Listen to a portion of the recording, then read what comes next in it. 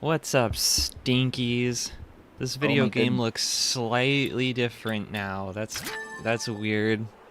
It's in 16 by 9 all of a sudden There's so instead much of 4 by 3. clarity, and the frame rate is so much higher. Anyway, Yeah. Turns out you could just put your save file right into Dusklight. yeah, I just had to copy paste it because this Did, uses the oh, this is the wrong save file. Oh no, I goofed up. Can I? Okay, well, where's the reset button on this fucking thing? God damn it! I've already so you fucked. created No. you created a new you both ported in the save that you were playing on the show, but you also started the game over again just to see how different it would feel Yep. on a different file.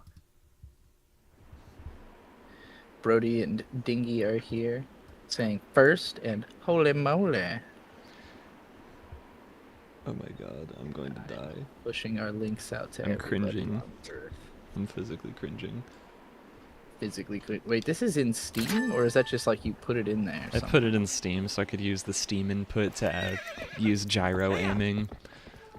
I see. Because I like gyroscopic aiming in my video games. It makes it much easier to shoot stuff. Gyro is great. I haven't used it a lot, but it is very helpful in Splatoon. But yeah, so for anybody who doesn't know what this Dusklight thing is, Okay, there we go. Got it. basically, it seems to have covered up us. I moved it. Oh, there we go. There we go. Beautiful. Beautiful. Son of a bitch. Yeah, this is like us. a native PC recompilation of Twilight Princess, similar to what we were playing Majora's Mask on Yeah. back when we did that. Yeah, it's basically the same deal. Since it's running on the PC's hardware natively and not being emulated, it can, you know, it just looks and runs way better. Oh, you gotta restart streaming it to me on Discord also. Shit. It killed itself. Committed Sir Parker. There we go. Now everything's working. There Wow. we go. It's also very funny. I can use the controller's gyroscope to move my mouse cursor to the other monitor. This is so weird. Gyro, gyro, gyro. All right. Well, shall we Gyroscope. dive in? Shall we get it going? You said that this version lets you skip cutscenes. That seems like a powerful addition to this game. Yeah, you can skip cutscenes, and there's also there's like lots of little mods and cheats added in by default. You can switch on and off, and one of them lets you skip tons of cutscenes, and one of them lets you skip all the dialogue instantly by holding the B button, which is also a huge power move, because it turns that whole intro segment where you're like a goat farmer, it reduces that whole section from like 3 hours to 1. Can get to the Forest Damn. Temple in just 1 hour by skipping all of the text, which is crazy. I gotta say, if anything was gonna tempt me to give this game another shot, that is it. Yeah. Just Like being able to watching you skip the play shit. it before, I was like, this game, I still feel like maybe I haven't given it the full shake it deserves, but I just can't imagine playing through this whole starting segment again. And then you're like, actually, now it's like a breeze, and I'm like, oh, that's a little tempting. Also, just looks really good on this this HD. You can really see Midna's butt popping in that shot there. I like how this looks a lot better than the Wii U remaster that Nintendo did, because in Twilight Princess HD for the Nintendo Wii U, it just looks like it has a weird, shitty, like, HD texture pack applied over it, but they didn't, like, update the graphics in any way besides that, so it's just weird. This, by comparison, this just looks like it just is the GameCube game. It's just not held back by the limits of a GameCube, which is how I prefer my things to be. For sure. Unchecked. Like, aesthetically, to me, nothing can beat sitting in your room and playing these games on like a CRT on original hardware. That'll always be my favorite way to do it. But like this is kind of, you know, if I were to play an HD remaster of something, I'd want it to just be this, just the same game but with mods to make it more convenient. Is Xanta Zora? I noticed he had the shark teeth. Nah, he's just some creepy Twilight man. I just Spooky read dude. this part of the story in the manga last night before bed. Nice. It's so fucking cool. Really the on artwork that and full everything. immersion. Getting all the way into Twilight Princess. Yup. Every vector. Is there like no one in the live chat right now? Did you ping the server? Brody and Dingy are in there, but they Can't only see. said one thing. We need more chats, y'all. That's Let weird. us know you're alive. Let us know how you're feeling. Let us know what's your day like. What's your head like? Oh, I can see them now. They're all the way down there. Oh, and this fucking mod has the most important change that even Nintendo themselves neglected to add. There is a toggle that makes it so that the music that plays during this scene, the like Midna's Lament or whatever the fuck it's called, the music does not get interrupted by enemy encounters, as it did in the original, in every other version of the game. It would always completely ruin the fucking mood. Like, Midna is dying, you're carrying her on your back, trying to get her to safety, and every time a fucking moblin gets near you, the music goes boom, boom, fucking starts the whole track all over again. It's awful. That is really annoying. Seems like a bit of an oversight. But now, if I get close to that guy over there, Kwah! the mood is preserved. The piano did not go away. Yeah, that seems like obvious improvement. It's absolute genius. That's the attention to detail I like to see. That's the kind of shit you only get from fans making funny mods for their games. Dingy is doing the most person in their 20s thing imaginable. Says, I'm tired trying to fix my sleep schedule by staying up.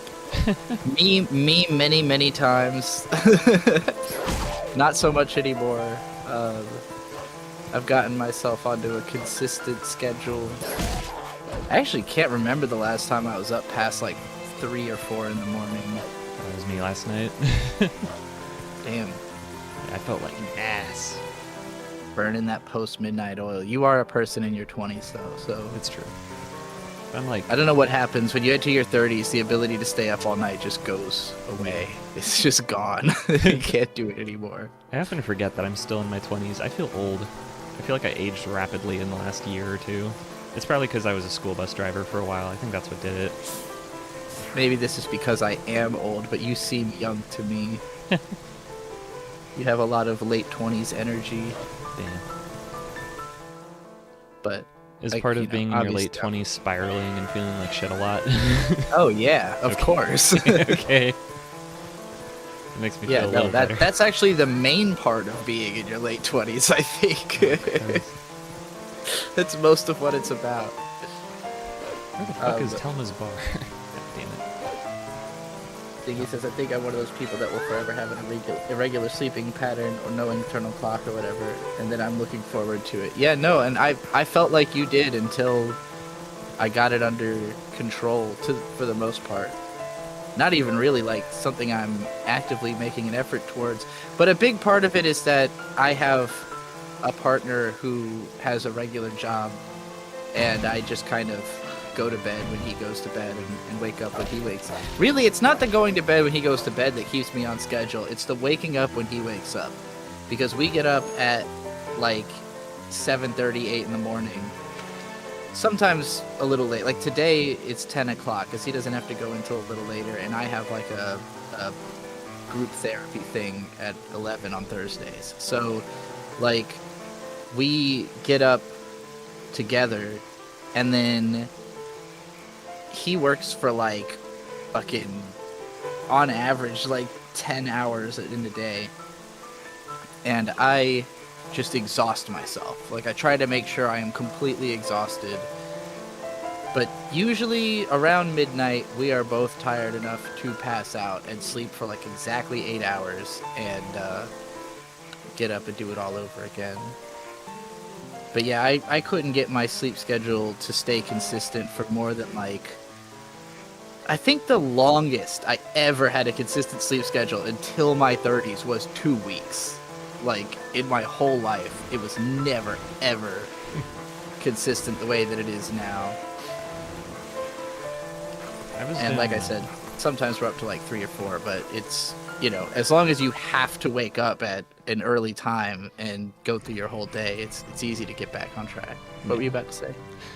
Just usually when I get like a job or something, I have a pretty easy time maintaining my sleep schedule for the first few months or so. But then as soon as I start giving less of a fuck about the job, I start fucking up my sleep schedule and I start wanting to stay up later more and more because I'm like, no, I need to enjoy my day. I need to spend more time doing fun stuff because I worked all day.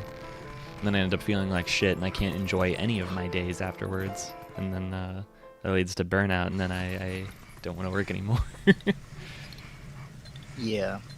It's I like can definitely see that pattern. I lost to that job that I had for like a month or something. And in the last week, I have immediately gone back to Josh's sleep schedule because he works evenings. So now he and I both go to bed around 3 a.m.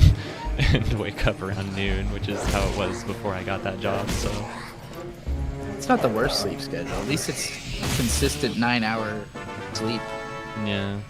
Period. I woke up today feeling like crap, though. It sucked. Yeah. I mean, I feel like I slept too long almost, but I must have needed it. Yeah, I think you've got the problem with that whole like I'm gonna stay up and make sure I do something fun tonight, because I've been that way before as well. Yeah. But the problem is that you're not gonna enjoy whatever you do when you are tired, Yep. and you're gonna leave yourself too tired to enjoy the next day. So it's Yep. really, you just gotta be like, today was a wash. I'm gonna make sure I get enough sleep so that I can have fun tomorrow. You know? Exactly. Had to learn that lesson over and over again. Because unfortunately, when I'm tired, I also don't have good judgment. Right. It's easy to forget these things. It's like when I get tired, I basically go into autopilot mode. It's like what the fuck? The game just disappeared for like half a frame. Oh, it just did it again. Oh god. Oh, it's because of the fucking mouse cursor. That's why. Just slide that over here for the gyroscope. I definitely know what you mean about getting tired going into like a lower brain function mode. So try to fight this loop. There we go. But yeah, I generally try to, like, if I feel like it's getting late and I still have too much energy, I just try to really exhaust myself so that I'll just go to bed. I need to do more like physical activity to really wear myself out sometimes. Like if it's late and I'm not tired at all, sometimes I will just play like a VR game or something. That's usually how I get the most exercise. I have my funny VR game where all I do is kill people. It's just wear myself out that way. Honestly, even outside of physical activities, like, can just overload my brain by like playing a bunch of shmups back to back. Like, just get fucking exhausted with all the visuals and sound, and also doing lots of streams and podcasts. I mean, it's surprising how much energy it actually takes to sit in a chair and talk. But when you do it for like hours on end and then you get up, you're like, holy shit, like, I was fucking doing that. Yeah. I tend to do it for nearly every day. Yeah, I've come to realize that Twilight Princess is a little extra exhausting for me to stream because I simply don't know this game as well as I thought I did. Like with Ocarina and Majora, those are two games that I've legit played like 30,000 times, and this one I've maybe beaten like 3 or 4 times. So same with the Metroid games we did before, where you played all of them so much, it's like, yeah, like you didn't even have to like look at the screen practically. Your hands just know what to do. Not to mention that when we did Metroid Fusion, I had just done a practice run in my free time because the games are super short. So it was just flying through it like, yeah, then I do this, then I do this. Yeah, Dingy, I also used to have a big problem of staying up in bed all night long and having Yeah. a hard time like getting to sleep. Like I said, exhaustion does wonders. You know, like if you just literally can't go on by the end of the day, you will fall asleep. And Yeah. so I try to make sure that I do enough throughout the day. But that also requires like, you know, the cognitive function and willpower to actually do shit. So that could be the hard part. Yeah. I think But like I said, I think the older you get, the harder it gets to not find something to do. Like I'm less patient with being bored than I used to be. Or rather, I should say, I will find something to do quicker. Like, it used to be I would get bored and then I'd stay bored for like hours and like agonizing over what I should do. And now I'm more likely to get bored, agonize over what I should do for like 10, 15 minutes, and then like forget that I was agonizing because I find something to do. You know? That maybe I've just surrounded myself with more actionable items. Yeah. But also a part of that is like, I don't live alone, but like I live in a way where I have more things that I'm responsible for. So like for instance, doing the dishes is something that like when I was younger, I saw that as like a chore because it wasn't just my dishes. You know, it's like I'm doing everyone's dishes. Now it's just I'm doing me and Bird's dishes, and I'm completely fine to do that. You know, like it's gonna make me happier to see that they are done. And so that's the kind of thing that if I'm like bored or whatever and I kind of feel like I have nothing to do and then I notice, oh, well, I could do the dishes, you know, and then I'll do that. And then now I'm, you know, feeling like I did something and I'm ready to do another thing. I definitely think task accomplishment like builds on itself. Like the more consistently you do stuff, the more you feel like you are capable to do more stuff until you just run out of steam and fall asleep. For sure. I'm falling into that trap lately. Like, I'm just not doing enough stuff, so everything is a chore. Yeah. Yeah. It's a tough cycle to break, honestly.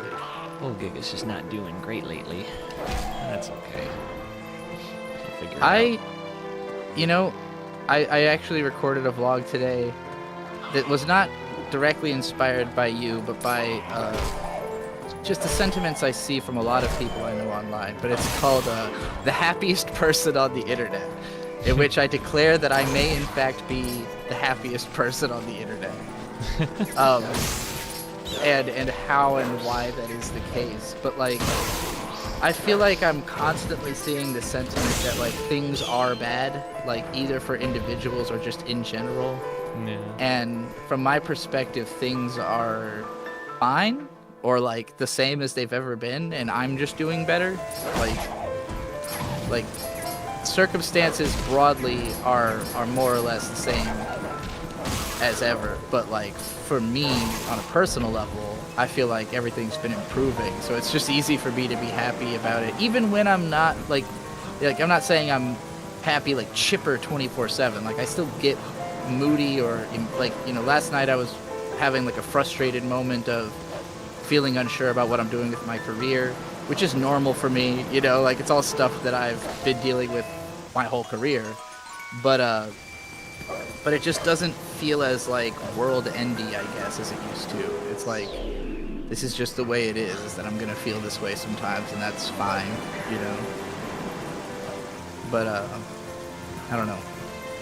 I want to help everyone to cope more because I feel weird about feeling like I'm somehow happier than everybody else. Like, it's a strange feeling. Anything more infuriating than playing a game where your character jumps automatically and then he just decides not to jump? Oh yeah, no, that's fucking. Yeah, I don't know. It could just be a difference in brain chemistry for all I know. That seems to be most of my problems, is just like everything is pretty much fine, but my brain perceives it as like, oh well, like this could easily end in like the most horrible disaster ever. So you should be Yeah. worried about that, even though it's not happening. And, I'm also going to say I attribute a lot to my gut, because your gut and your brain are heavily interconnected. yeah. And like the better I take care of my gut, the better I tend to feel in my brain also. I see. And so I advise everybody, eat lots of cabbage. Cabbage. Just eat more specifically? cabbage. Yeah. Cabbage. I mean, if you don't like cabbage, I guess you can eat like a lot of broccoli or something. I don't know. Cabbage is so easy to eat in large quantities. You know, if you eat, if you like kimchi, if you like spicy food, kimchi, pickled cabbage, delicious. Just eat like an ounce of cabbage every day in one form or another. It'll make everything better in your whole life. I'm making it sound funny, but I actually believe it's true that eating cabbage will just improve your life in general. I gotta make that video. Donnie Cowtools was heavily encouraging me to make I eat cabbage every day. Like, he was like, do it as a challenge video. I was like, it's not a challenge. I just eat cabbage all the time. You have to frame it like it was a challenge. You have to be like, I ate cabbage every day for 3 months. Here's what happened. People see that thumbnail and that title and they'll be like, what the fuck? And they'll click on it just to see what kind of unhinged shit you have to say. It's just like, yeah, eat cabbage every day.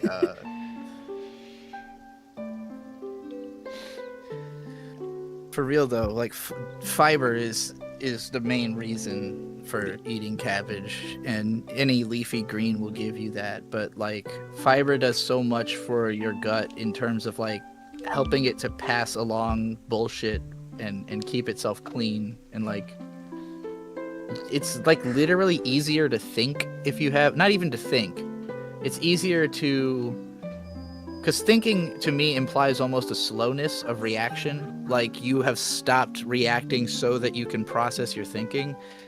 I mean more in the sense of like you will have less thoughts because you are doing more, because your body's not doing as much. Like it's not wasting its time taking care of all this extra shit. It's just clean operating, if that makes sense.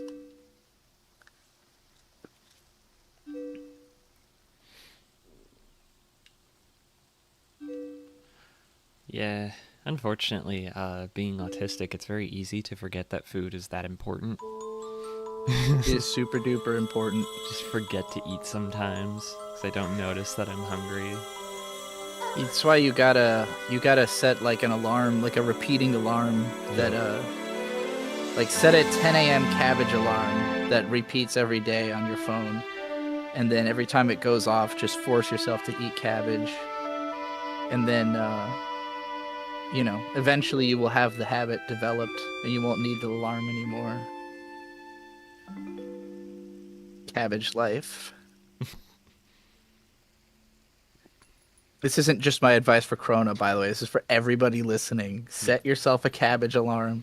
Eat the cabbage every day until it's by nature. Even I forget to eat cabbage some days, and then I'm like, why do I feel like shit? Oh, fuck, I didn't eat any cabbage. And then I go eat some cabbage, and I feel better about everything. That was yesterday, actually. Yeah, I think if those guys over at Team Avatar don't get like turbo fired for their movie getting leaked, I think the next Avatar movie should be about the cabbage guy. I think it should be a spin-off My of that. cabbages! My cabbages! Make My like a favorite prequel character in about all how of he came to be a Avatar. cabbage man. I loved that guy even before I started eating cabbage, but now I truly feel like he's my soul brother. Shit, I gotta go pee. I'll BRB. We're like 20 minutes on the stream and she's already peeing. It's pretty crazy. Hello, Gary Always. I love Midna's expression there. Why I oughta.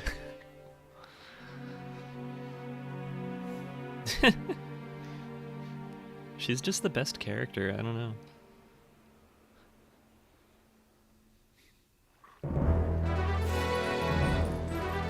Oh, this is the good music.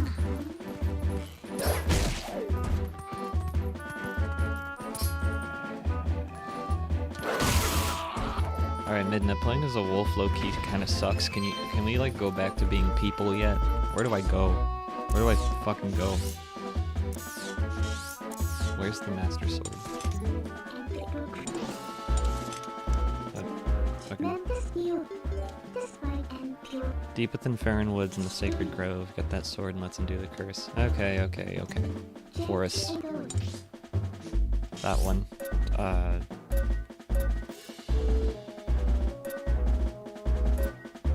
one. I feel like I've become some kind of cabbage evangelist, like I'm spreading the gospel of the cabbage. Gary always is here to tell us about Homestuck. Oh, finally.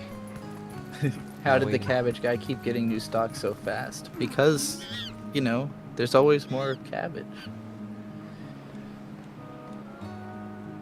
Every thought I'm having now is cabbage, cabbage, cabbage, cabbage. Me too. Thing you said, for me, the food that makes me feel better is protein. You definitely need protein and fiber. Like, those are the most important.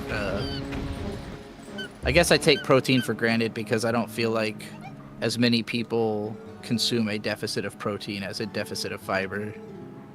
Living here in Burger America. But yeah, I eat like protein yogurts and shit.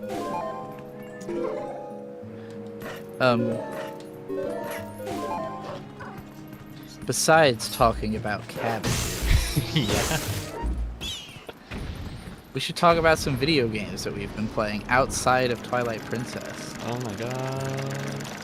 Because I think this used to only be true of you, but now it's true of me too, which is that we play like multiple video games every day. It's true. What have you played since Oops, I died. like Friday when we last... Wait, Friday? No, it would have been Monday. Oh, well, let me think about that for a second. Okay, so I like to have a couple different games that I'm playing at the same time. Usually I'll have one game that's like my main squeeze, you know, it's the thing that I'm like focused on. Like I am paying all of my attention to this one thing and not other things in the background of my life, unless I'm grinding. And in this case, that's Dragon Quest II, specifically the remake.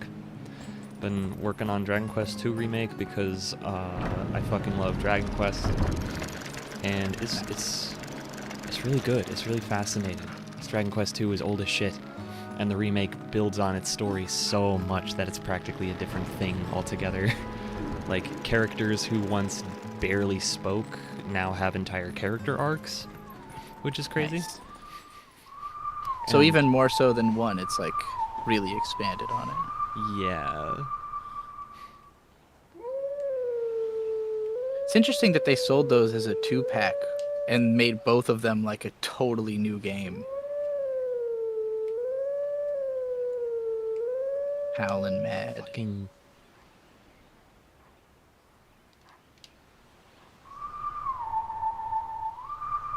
You alright, Krona? Concentrating.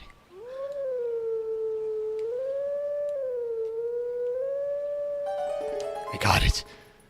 Yeah. I got it. Fuck. But yeah, I also like to have a game that I'm playing in the background of my life just as like a mindless thing that I can do. Like if I'm bored at a gas station or some shit, I'm waiting for life to happen. I need something mindless I can do. Oops. Okay, that still counted. And for that, I've been actually playing other Zelda games on my 3DS. I've been playing Ocarina of Time every night before bed, just to help myself relax. Ocarina of Time is the coziest game of all time. It's the most nostalgic. And then I finished it. That's the problem, is that I finished it while I was watching Petra stream Mario Sunshine a few days ago, which is extremely fun, by the way. Watching her play that makes me so happy. But I was also watching that stream. It was a good time. It was excellent. Now I finished Ocarina of Time 3D, I moved on to Majora's Mask 3D, which is a significantly worse remake, but it's, you know, the bones of Majora's Mask are still there. It's still the same game, just with a bunch of, you know, minor bullshit added in. So, that's been fine. Yeah, shouts out Petrichor, who is in chat and said 1080p Rincess. Woo! Oh my god. You should go subscribe to hers if you want to watch Mario Sunshine streams. Real. It's a funny thing. I don't She's even. got an awesome VTuber avatar and a really pretty voice, so She you does. definitely want to watch. Like, I grew up with Mario Sunshine. It was like my first Mario game, and I don't even like it that much, but Petra loves it, and watching her play it makes me like it more. I have definitely always been a fan of its aesthetic, but it, like as a kid, pretty much all the Marios were just way too fucking hard for me when I was young. Like, I've never. I think I just didn't understand how the controls work. Like with Mario, you really need to get a handle on how he moves to play the games well, and like it can be. It's not even that it's complicated, as that like there's a lot of subtlety to it, and like I never quite nailed that down. But I definitely think Sunshine has like the aesthetic that holds up the most for me out of any of the Mario games. Yeah. I mean, I just freaking love beach levels. When I was a kid, we went to the beach all the fucking time. Like once a year, we'd go over to Myrtle Beach in South Carolina. Just like a very touristy vacation spot. That was very fun for me as a child. And the beach was gorgeous, and the weather was lovely. The water was the perfect temperature, and the sand was super soft under my feet. I just really love the atmosphere of being at the beach, even though I don't really go anymore as an adult because getting sand all over your feet is fucking annoying. But like, going to the beach is like a really nostalgic and cozy thing for me. And Mario Sunshine is all beach levels, so even if I think the actual video game part is kind of mid, I can just enjoy existing in that world so much, which is why watching someone else play it is peak. Speaking of that stuff you were just saying, this location in this game might be my favorite so far. Yeah, the Lost Woods. These creepy little dudes. Yeah, hearing the fucking Saria song, which is All the funny somehow- Skull Kid puppets. yeah, these guys are creepy, but in a cool way. Yeah, They remind me of like a these Tim guys, Burton. These guys were enemies in the Subspace Emissary, the story mode in Smash Brothers Brawl. Yeah, I never played through much of that, but Smash Brothers Brawl, for me as a kid, felt the way that watching Avengers Endgame feels now. I get what you mean by that. Yeah. Yeah. Where it's like, oh my god, Black Panther, Spider-Man, Iron Man in the same movie. Oh my god. That's what it's like playing Smash Brothers Brawl. It's like, oh my god, fucking Mario just saw Link stab Princess Peach in the heart, and he doesn't know that that was an evil clone, so now Mario and Link are fighting each other. That's so fucking cool. It's like the dorkiest shit ever, but it's like, no, you listen, like Bowser and Ganondorf stood on top of a giant space laser cannon and shot laser beams into the sky, and then the spaceship from Star Fox and Kirby riding on the Dragoon from Kirby Ride fucking came in and fucking killed them, and it was It is like as internet core as it could possibly be in that sense. Like, it's the ultimate showdown, but in video game form. I mean, if the internet taught us anything, and if Avengers learned anything from the internet, it's that all people really want to see is thing and thing in the same place together. Like, thing I know meets thing I also know. And yeah, It's like the teaser trailer for Avengers Doomsday. That's all it was like Mr. The Thing shaking hands with Mr. M'Baku and being like, hello, it's me. yeah. Like, is the whole movie gonna be that for like 3 hours? It's gonna be crazy. I have to wonder if the magic of that has faded at all now that everybody understands like how possible it is. Like, because I think it used to be this feeling of, I can't believe two things I know are crossing over. Then again, it's always kind of been like, crossovers have always been a big deal. Yeah. I just think the internet amplified it, because it's what like 90% of fan fiction is. It's just like, either what if I was in a story with my favorite characters, or what if you know, two of my favorite stories collided in some way. Yeah. And of course, I keep thinking about how, like, the longest work of fiction ever for a while was that Subspace Emissary fanfic. There are still cutscenes from the Subspace Emissary that live rent free in my head. As like experiencing it as a child made it so enchanting.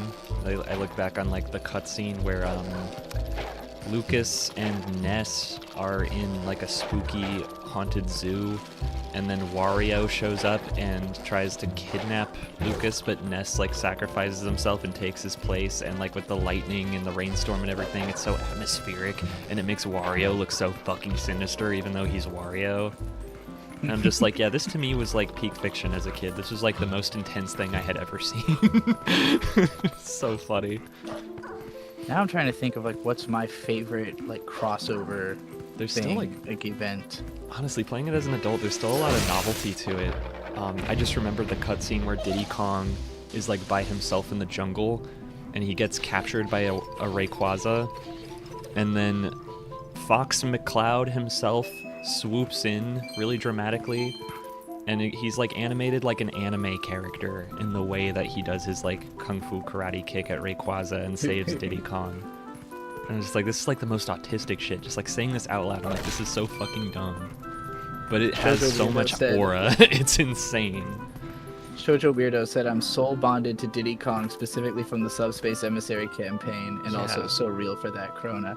I was thinking about how, like, I didn't even, like, because Diddy Kong Racing was like my first video game practically, and so I didn't know at the time that it itself is a crossover, because it's like characters from multiple, well, I think it's really just Conker, who's from like another Rareware game, and most of them were like Banjo. OC characters for Diddy Kong Racing. But Yeah. I remember when I found out that Conker was from somewhere else, and I was like, what? Or there's like a badger who looks a lot like Goggles from Banjo-Kazooie, but it's not him. And I had been convinced it was him for a little while when I found out about Banjo-Kazooie being a Rareware game. I think the But, characters actually showed up in Diddy Kong Racing first and then got their own games later. I think Conker on the GBA might have come out before Diddy Kong Racing, but I'm not sure. Not the GBA, the Game Boy Color. But I know they were like in development, and it was because originally Diddy Kong Racing was going to be a whole original IP about a different character, and then basically Nintendo was like, "Why don't you put Diddy Kong in it?" And they were like, "Okay." And then it became that, similar to Star Fox Adventures. Why don't you put Star Fox in it? Alright, I don't know what the Star Fox fans are gonna think about this not at all being a Star Fox game, but I guess we can do that. Star Fox I have to is assume that's why Rareware was willing to leave Nintendo. They were probably like, y'all keep fucking with our games, like, when do we get to have our own IP? Star Fox has just had a really rough time of it in general. That was another thing I played recently. Was I went through the Star Fox series myself. I haven't played all of them yet, but yeah, it's frustrating because they've remade or reimagined Star Fox 64 like 3 fucking times, and Star Fox 64 is like amazing. It's a really fucking good game. But god damn it, like I just wanted them to make another game like that. Just the same general formula, but with new levels and stuff, just new content. And every fucking Star Fox game either tries to reinvent the wheel or reinvent the same game again. It's like, what the fuck are you people doing? Just make another one. How can it be is this strange. hard?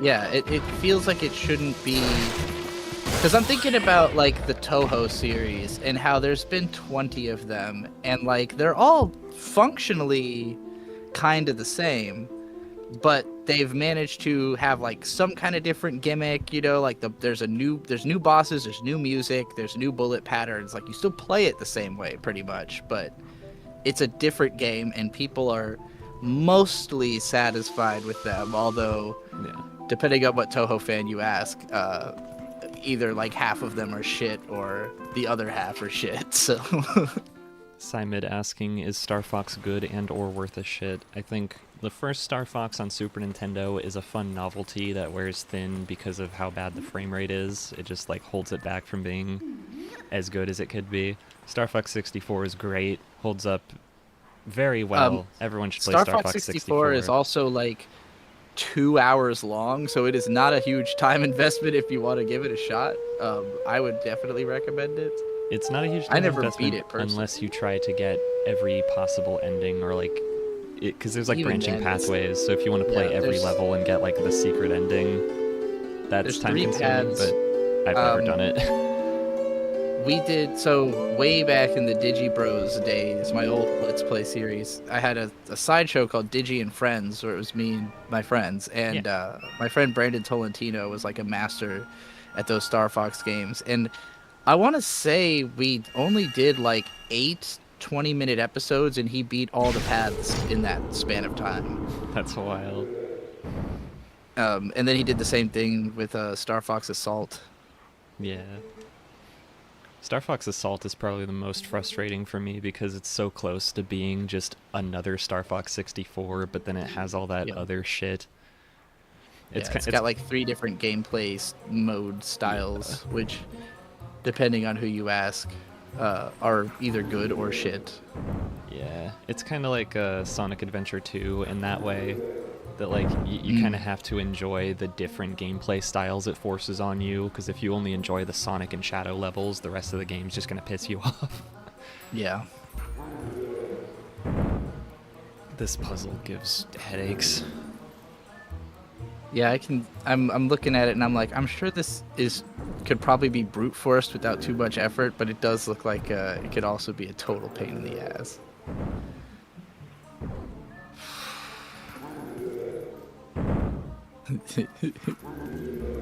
Well, anyway, I guess I'll just try to talk while you're doing this. Dingy says, I love this puzzle.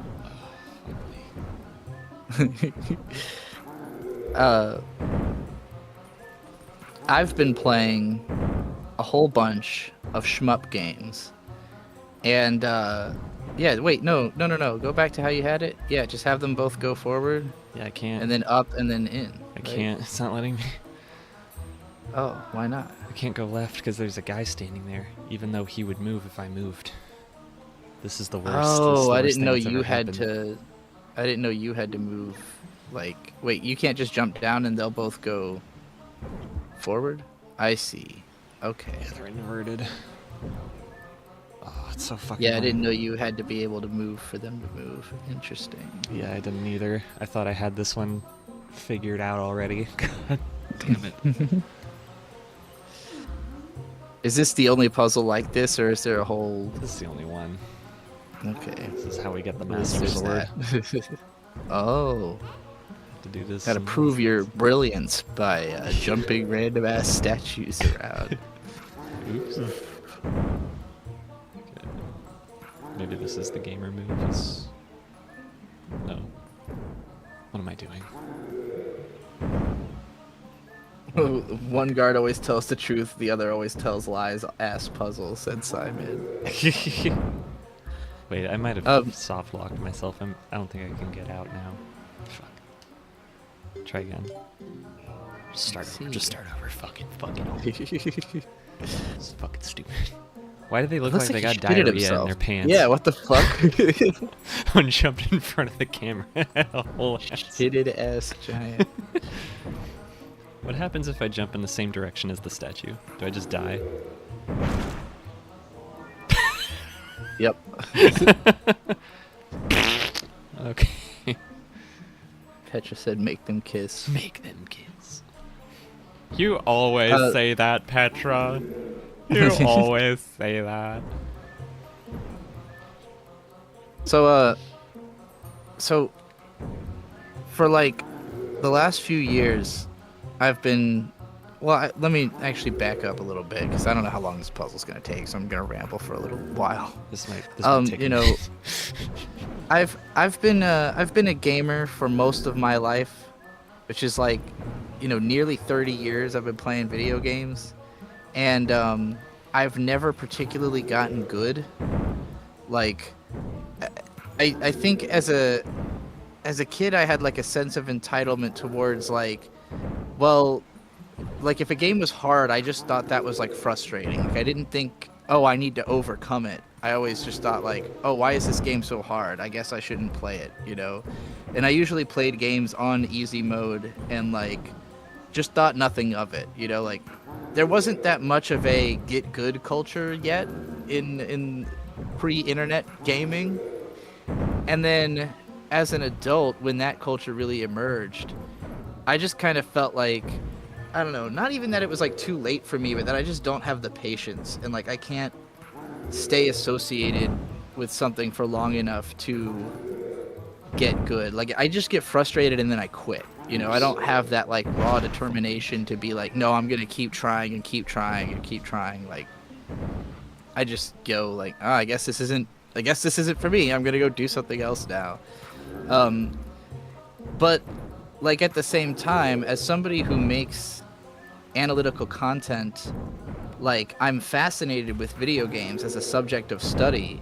It's just that so many of them are really kind of hard to talk about if you don't play to the highest level. Like you're not really seeing everything the game has to offer or understanding it if you're not willing to like spend that time and really get to know it. And games just tend to be so much more in depth than other forms of media that like, you know, it's like if you really want to be somebody who analyzes games, you have to be really committed to games, particularly the ones you're going to talk about. And you know, I've always respected people who are willing to make that level of commitment.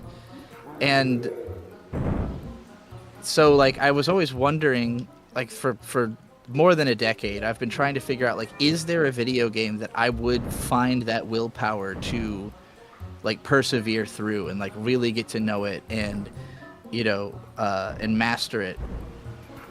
And the answer had so far pretty much been no. Like I'll play games and no matter how much I like it, I never feel like, oh, I'm gonna keep doing this day after day beyond like beating it, you know, on like the easiest difficulty or whatever. And then at some point I was like, maybe there's a genre that, oh, that was hilarious. I guess you did make them kiss. Billy bumping ass statues. So like, I was just watching it back again on the stream. Like for a while I was focused on action RPGs as like, that's my genre.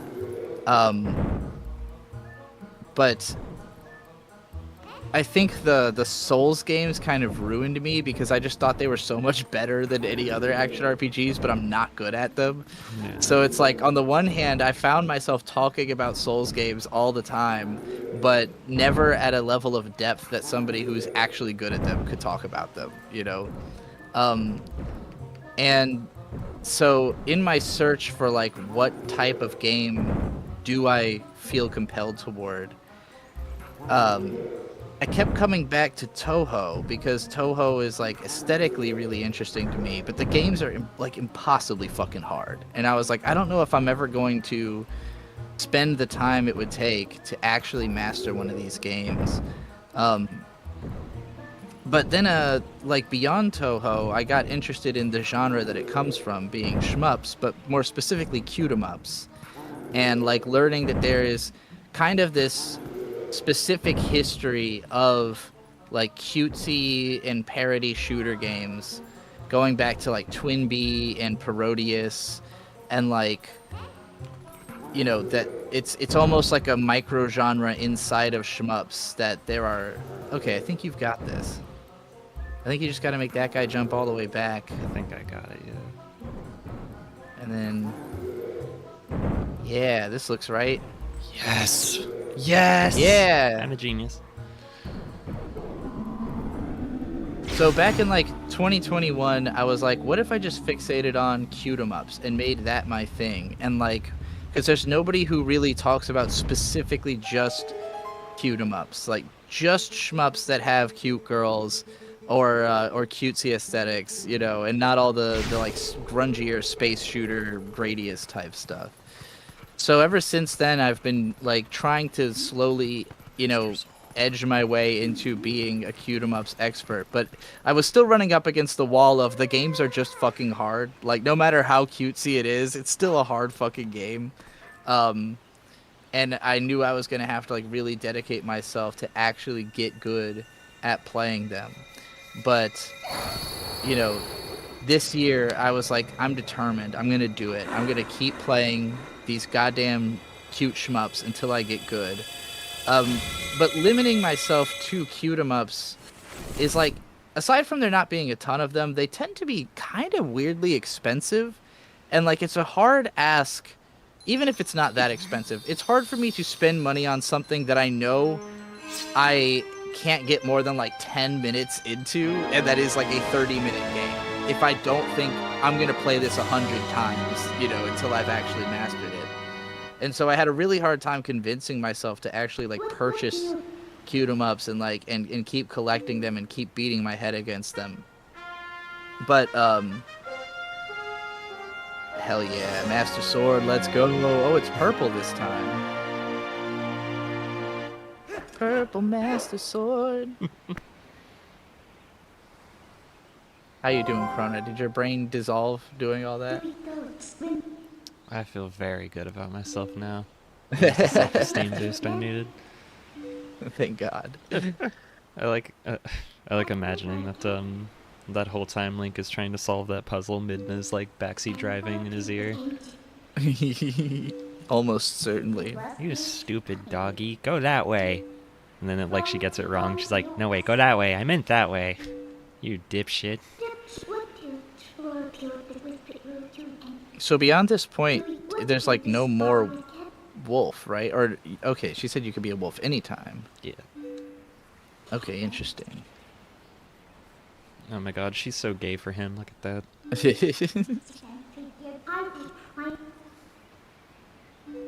I think that's a thing that was made more explicit in the manga as well, is Midna like crushing on him really hard. Like, there's some romantic undertones in the game, but I think the book goes into it more, which is nice. Petra said, you're about where I am after 32 hours. Wait, no, I've done Desert Temple too. Yeah, Desert Temple's the next one, the Arbiter's Grounds. That's probably my favorite dungeon. Either that one or the one after it. I don't know. There's two dungeons in this game that are just absolutely, like, goated. I'm fascinated to think that Petra would be, like, really good at Mario but struggling with Zelda, just because I feel like Zelda is easy, but maybe it's just the way my brain works, is gels with Zelda more. Not that I ever played much of this game, so I guess I can't speak on this in specific. But Zelda to me has always been like, oh, well, I could definitely beat that. It's a Zelda game, you know? Well, the second one is probably the hardest, but forget about that one. The first one's also quite hard. Especially if you don't have like a guide, but who would possibly do that? My brain is stuck in Tears of Kingdom mode. I keep trying to shove keys into the wrong blocks. Okay. I still haven't played that one. Try to use every item all the time. But anyway, what I was saying about cute 'em ups, basically, I had been limiting myself to cute 'em ups because I didn't really think that I was as into shmups as I was into specifically cute shmups. But then I finally caved and downloaded this free shmup on the phone called Bullet Hell Monday that like I had been avoiding because it's got more of like a generic like aesthetic and, you know, it's not specifically cute. But I was like, I just want shmup now. Like, I've gotten into the gameplay. I just want to play it. And Bullet Hell Monday actually fucking rules. And it's kind of designed to be like training wheels for getting good at shmups. Like, it starts off very beginner and just keeps like gradually ramping up in difficulty. And like by the time I completed all the missions in the game, and now I'm close to 100%ing all the missions in the game, I feel like I have gotten tremendously better at the genre. Like, it just kind of rewires your brain to understand what, like, how you're supposed to be playing these games. And I do recommend it. If you want a shmup to get you used to shmups, that is not like a massive commitment, because each level's like less than a minute long, and you can play them individually, which the hardest thing about getting into shmups for the most part is that usually you have to play the whole thing at once. And while the whole thing might only be like half an hour long, if you die, you are playing that half an hour again from the beginning. And even if you've mastered the first levels, you know, you might get to a point where like it's really easy. Like in Touhou, Nisa was talking about having this issue with Touhou 6 because it got her into it. And she was like, yeah, it's like really fun, but the problem is that I've mastered the first couple levels, but then I get to level 4 and I'm completely getting my shit rocked. So it's like I don't really want to have to do the first 2 levels over and over again just to get to level 4, but thus is the nature of the game. But yeah, with Bullet Hell Monday, you don't got to worry about that. And I also have recommended previously this pair of games, Like Dreamer and Cosmo Dreamer, which similarly don't make you play through the whole thing every time. There is an option to do that. And in Bullet Hell Monday, you actually don't even unlock that option until you've done like all the standard missions. Then you unlock a mode that's like more traditional. And I also finally bought Mushihime-sama, which is a shmup made by Cave, who are like the gods of shmups. And it's like the aesthetics are heavily inspired by Nazca of the Valley of the Wind. But spiritually, it's kind of the opposite of Nazca, because Nazca is about a girl who really loves bugs and is like trying to get people to stop killing bugs. And Mushihime-sama is a game about killing bugs constantly. But it looks sick and it's fun, and it actually gives you infinite continues, so you can actually make it to the end pretty easily, just not in a way that makes you feel good about yourself. What is going on here? What is happening? This is so Are we at a carnival? There's big watermelons and strawberry balloons and such? I saw a spot on the map where it looked like I could talk to the hero of time to learn a new sword skill. And I decided to try going in that direction, and I thought flying up here would be the way to do it. And it started this fruity fucking minigame. Oops. I mean, it's definitely yummy. Oh, what the fuck? I had a ruby red kiwi right before we started the stream, and this is reminding me. You ever eat kiwi? No.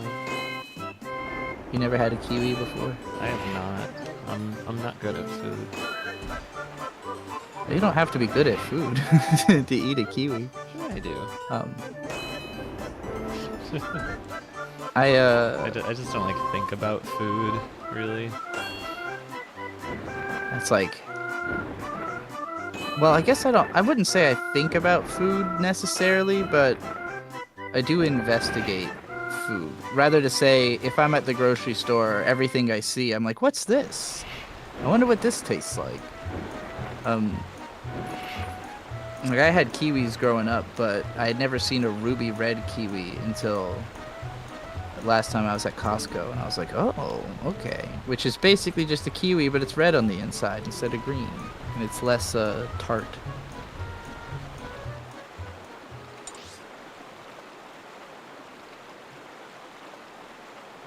I'm so lost. Okay, so it looks like I took this channel to get here, but the golden wolf is down here. So If I just like handed you a fruit and was like, eat this, do you think you would? Most likely, yeah. I'd give it a Okay. try. This is the strat I'm gonna have to use. And if it tastes like So- butthole, I'll just be like, ew, no, and then I'll throw it at you. Yeah, next time you're around me, I'm just gonna keep handing you random foods and be like, eat this. I'll finish it if you don't like it. Yeah. The fuck? Isn't this thing supposed to do something? What the I'm shit? so into trying new foods. Like whenever Bird and I get food anywhere, we usually try each other's dish just so that we know what it tastes like. You need some seed. Nisa said, which kiwi do I like better? I think the ruby red. Just because it's easier to eat. Like a standard kiwi, like I said, is a bit tart. The ruby reds are they basically taste like the flavor kiwi strawberry, like, which makes me wonder if that's what kiwi strawberry really is. But yeah, it tastes like a cross between a kiwi and a strawberry, and it's pretty freaking good. You can eat like the whole thing too, except for like the very stem, kind of like an apple. Except, well, I guess in an apple you don't usually eat the core, but you can eat the whole middle of a ruby red kiwi. Thinking about that guy who's tried every fruit. That would take so much effort. I watch a channel called Sean Grows, one of my favorite YouTube channels, and he has introduced me to so many fruit I didn't know existed, that most people don't know exist. Some of which are like, you've never heard of this, but this fruit could save the whole planet if more people were just growing it. And I'm like, motherfuck.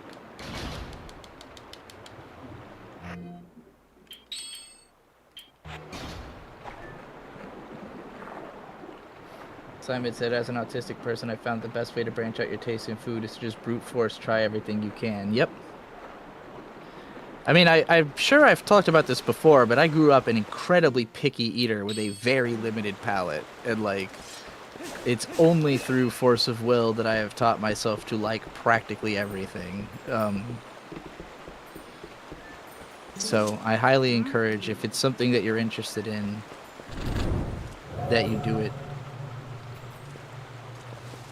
Really, I was picky about everything for up until my, like, 20s.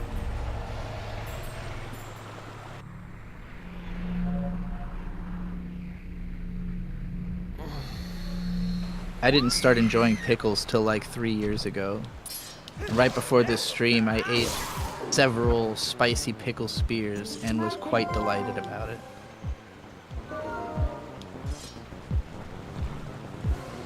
Chrono, what's going on with you? I haven't heard from you in a bit. Brain fog.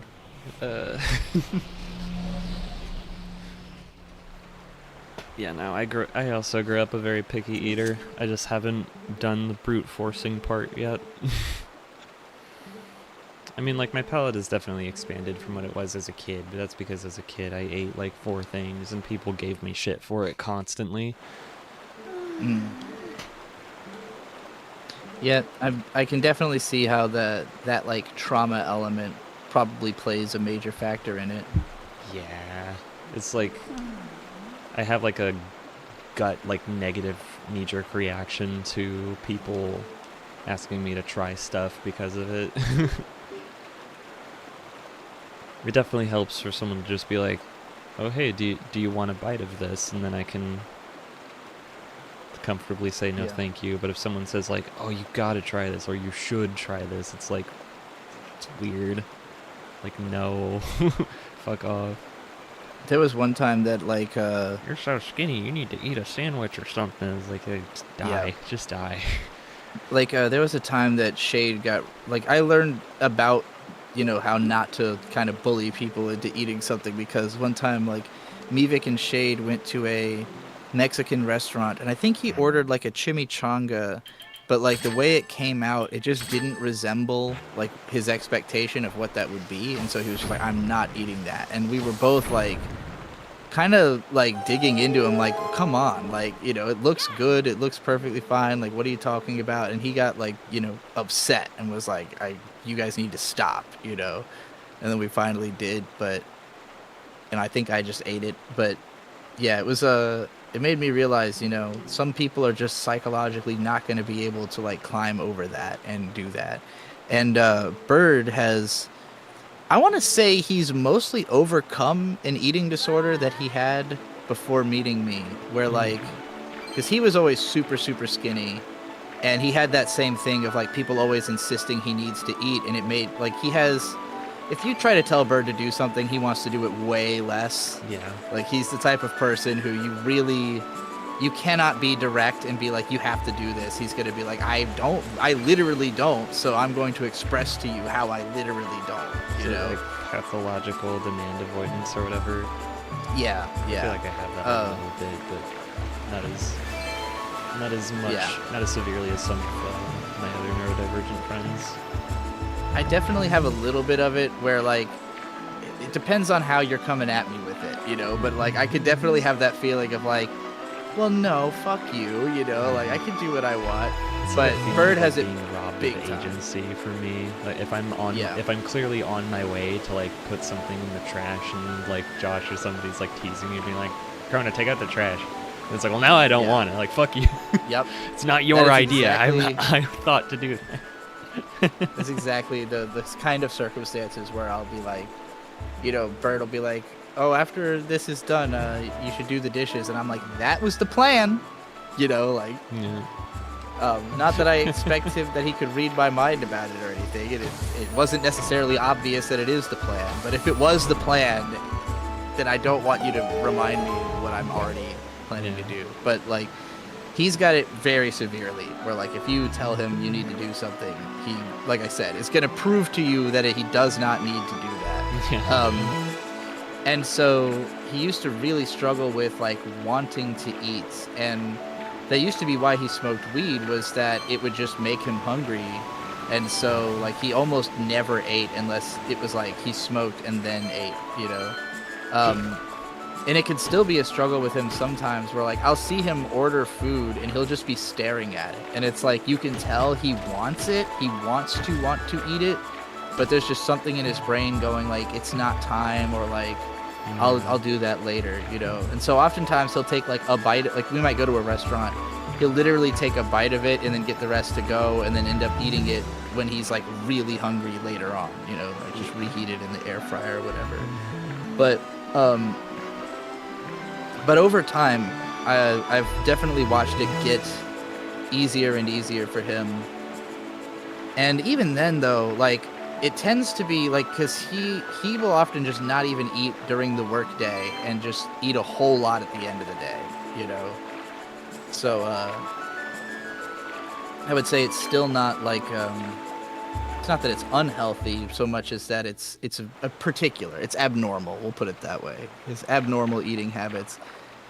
And even though he will eat a lot of different things, he almost always wants the same couple of things, which is mostly steak. Like, if steak is available as an option, he would just eat steak every day. And I have to be like, Bird, it is not healthy to eat steak every day. We have to eat other things. But I think sometimes feeling the effect of it helps you to want to do it more. You know, like, I didn't eat any fruit or vegetables until my 20s, like, whatsoever. Just none. And then, you know, when I started getting used to them and then feeling just better, you know, like, it makes it a lot easier to be like, well, okay, I want to eat that not because I think it's going to taste the best, but because I know the effect it's going to have later will be positive. But anyway, I don't want to keep talking about food too much. How the fuck do I get up there? I just came from there. That's where he is. How do I get back up there? What the fuck? I'm going to read a bunch of chat. Simon said, I have a small range of meals that I actually enjoy making for myself, but I'm proud of my development out of picky eating into being excited to try weird foods when I get the chance. Same.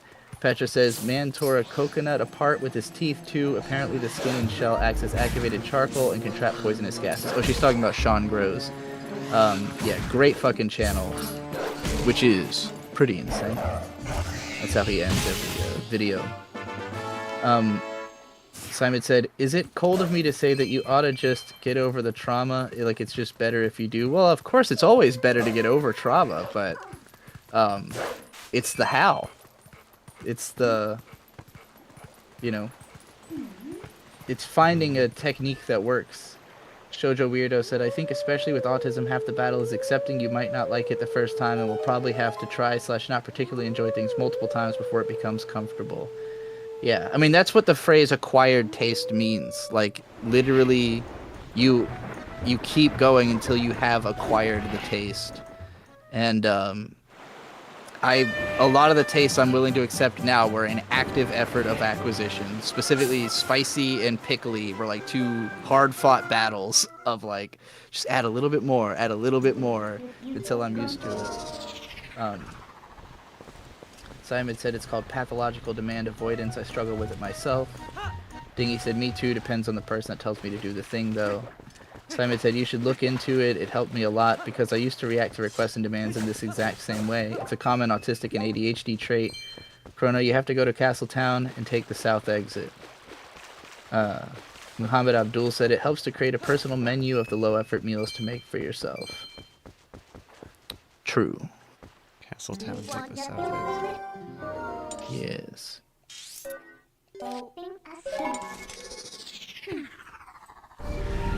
Conversation's making me fucking hungry. Got a few more slices of Costco pizza sitting in the fridge, ready to be reheated. And I haven't even eaten my daily cabbage yet. For Christ's sakes, this guy. Oh, it's the postman! He's still around! He looks almost exactly the same as he did in the other games. Look at those tiny little shorts. Dude dresses like I do, actually. Yeah, so far as like getting over trauma goes, I literally do not know how. Yeah. Yeah, like people talk about that a lot, like, you know, it's not good to just like mope around being like, but I have trauma all the time. That's I have no idea what else to do as of now. I acknowledge that I need psychological help for a lot of reasons. I can't afford it.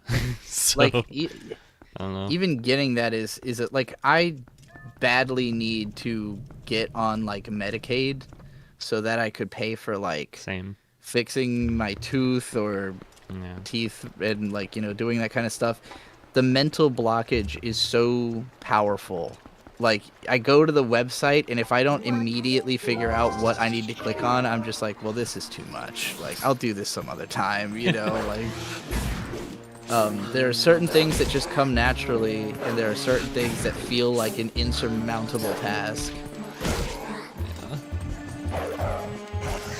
And it's funny because, like, some of the stuff that does come naturally to me is stuff that a lot of people consider to be an insurmountable task. And so it creates this illusion that you're more capable than you are. Like, I'm very good at speaking confidently in a public forum.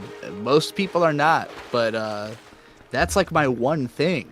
It's not like it applies to every other aspect of my life. It's just I happen to be good at speaking candidly.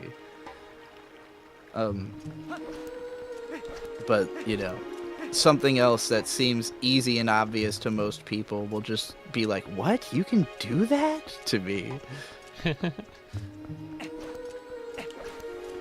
And it's especially crazy when it, because like, I also recognize everybody has things Seriously? that they feel that way about, but like, it'll be funny if somebody's like, they own a business or something. I'm like, that sounds like you should be 1,000 times smarter than me if you could own a business. And it's like, actually, most business owners, not necessarily that smart. They just happen to know how to run a business, you know? Like, again, the skill set does not apply to anything else.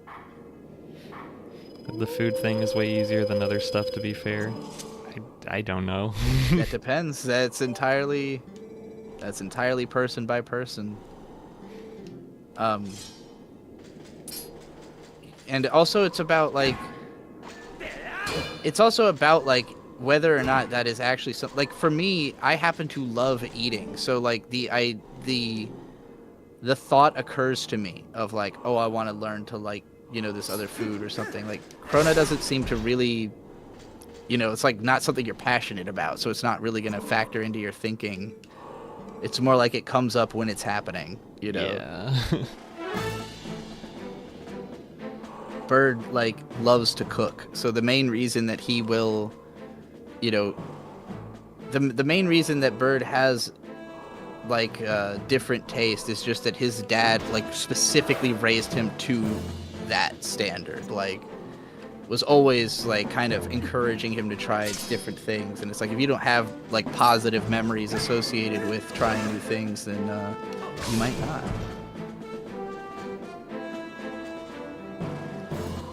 It's Link, old Link. And I just learned the other funny counterattack move from Wind Waker. Like half of these moves is just learning stuff you can do in Wind Waker for free. Anyway, chat, please put us onto a topic that is not anything to do with food. We've talked way too much about this. Like an hour in, and it's mostly been cabbage discussion. I am so not like passionate about food in any way, shape, or form. Josh is. Gotta get Josh on the show. Have him talk about food for 3 hours. It's basically his favorite thing. What is this? Why is this here? What the fuck? I gotta get you passionate about shmups so that we can have that conversation. Have you ever played a shmup? Like any of them? Are you referring to like games like Gradius? Yeah. A tiny bit, and I'm not very good at them, and I also don't care for them very much. So I've never taken the time to really get good at one. Which ones would you say you've played?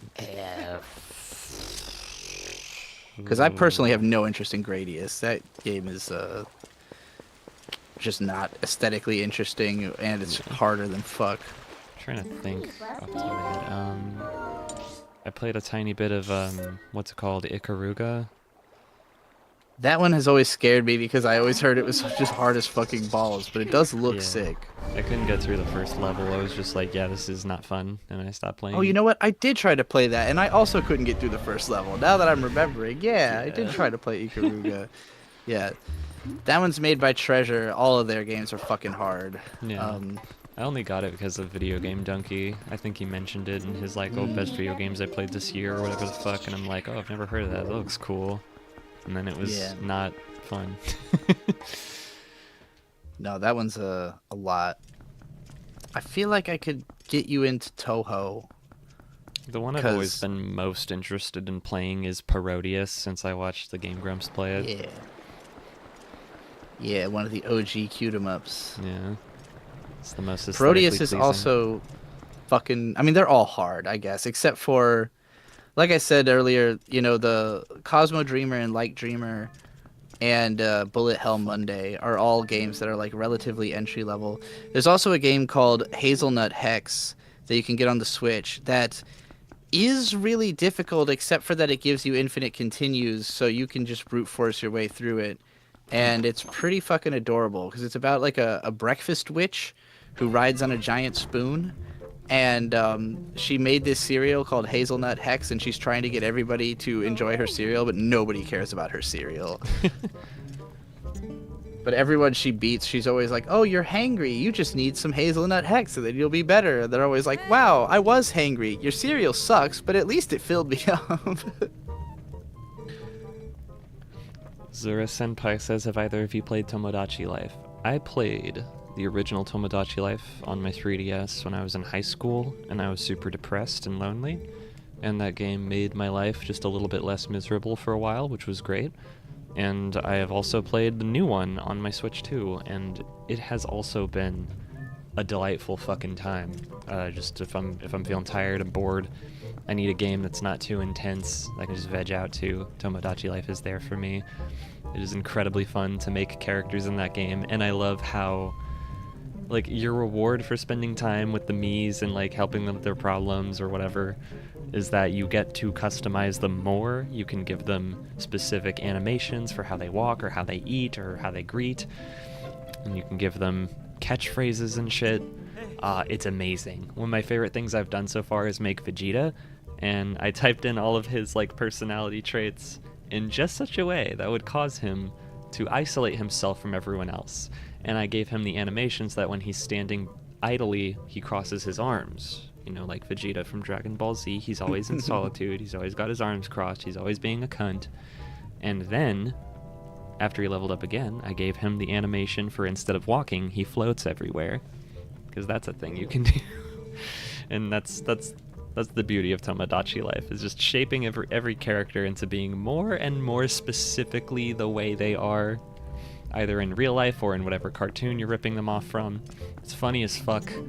I love all the interactions they have. Whoa, I love who's that this every cutie? like word you type into the game becomes a permanent part of every Mii's vocabulary, so they can all start talking about killing Republicans as if it's a normal thing that everyone does. It is Hold on, so can we fucking address funny. the fact that the cutest girl I've ever seen in a Zelda game is on screen right now? What the fuck? Who is this? Why have I never seen this character? Why is there not like a metric ton of fan art of this girl? I think it's because her bangs are stupid, but yeah, No, she's they're pretty cool. I like it. I think her bangs are stupid, but everything else about her is great. These are the She's characters that are amazing. like the fucking evil Twilight King resistance force or whatever, and each one of these NPCs will show up at a different location, basically to gatekeep. These are the guys that yell at you and go like, "Oh, you are allowed to enter this dungeon now because you interacted with me at the right time. You have to do all the dungeons in the correct order. This is a linear game. Fuck you. Cannot do I'm dungeons just out of order." mesmerized that that girl exists, and I don't have any memory of ever seeing her, but she is so cool looking. Yeah, she's just the gatekeeper of the Snow Peak ruins. She looks like she belongs in a Shin Megami Tensei game. She's fucking goofy. I have never played Tomodachi Life, but I've seen the memes. Yep. And I like as it a lot more to than Animal Crossing. Animal Crossing is just chores, so like clean up your yard and shit. I like Tomodachi Life because it's focused on the characters. Muhammad Abdul said, Devil Blade Reboot is an amazing and accessible shmup from a Vanillaware developer. I never heard of that, but I will definitely check it out because Vanillaware is dope. You ever played a Vanillaware game? Nope. They believe so. are dope. Cow shit, Tools it's is on. here, says, damn, Twilight Princess looking crisp as fuck. For sure. Also, Muhammad Abdul said, looking forward to new media. I have one. I only allow few. myself to get hype like once every couple of years. Like I was really hyped for Elden Ring, Yes. and it delivered on that hype. Yes. I did not beat it, but I enjoyed it. Right now I'm hype for the new Ghost in the Shell anime that is starting in June, I think. That June looks or really sick. July? I kind of want to But read yeah. the manga in preparation for that. I think it is pretty much going to be like a direct adaptation of the manga, so you might get the same experience twice if you do that. But That's fine. yeah, it looks. I mean, it's funny because like with Ghost in the Shell, there almost deliberately has never been a direct adaptation of the manga. Like, the first adaptation was the film, which does adapt one storyline from the manga, but it changes so much about it that the vibe is just like completely different. And Standalone Complex also does adapt several story arcs of the manga, but again, it does it in such a different way. It like handles the characters so differently. And the new show seems to be like, no, we're just doing the manga. Like, we're doing the atmosphere, the personality of it, and probably the same stories, which, like, wouldn't normally be exciting to me because the manga already exists, but it's interesting, especially because it's been so long. Like, the manga is 35 years old, you know, so it'll be interesting to see it interpreted through, like, a modern lens by people who, like, grew up with Ghost in the Shell, you know? And it's Science Saru that's doing it, which is generally a great studio, so a lot to be excited about. I am currently most excited for that new Spider-Man movie that's coming out this summer. I think it's the end of July.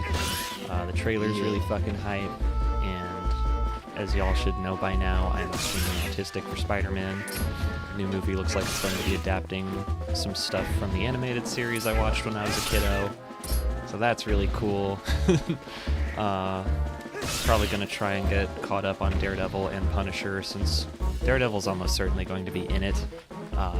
Punisher is confirmed to be in it.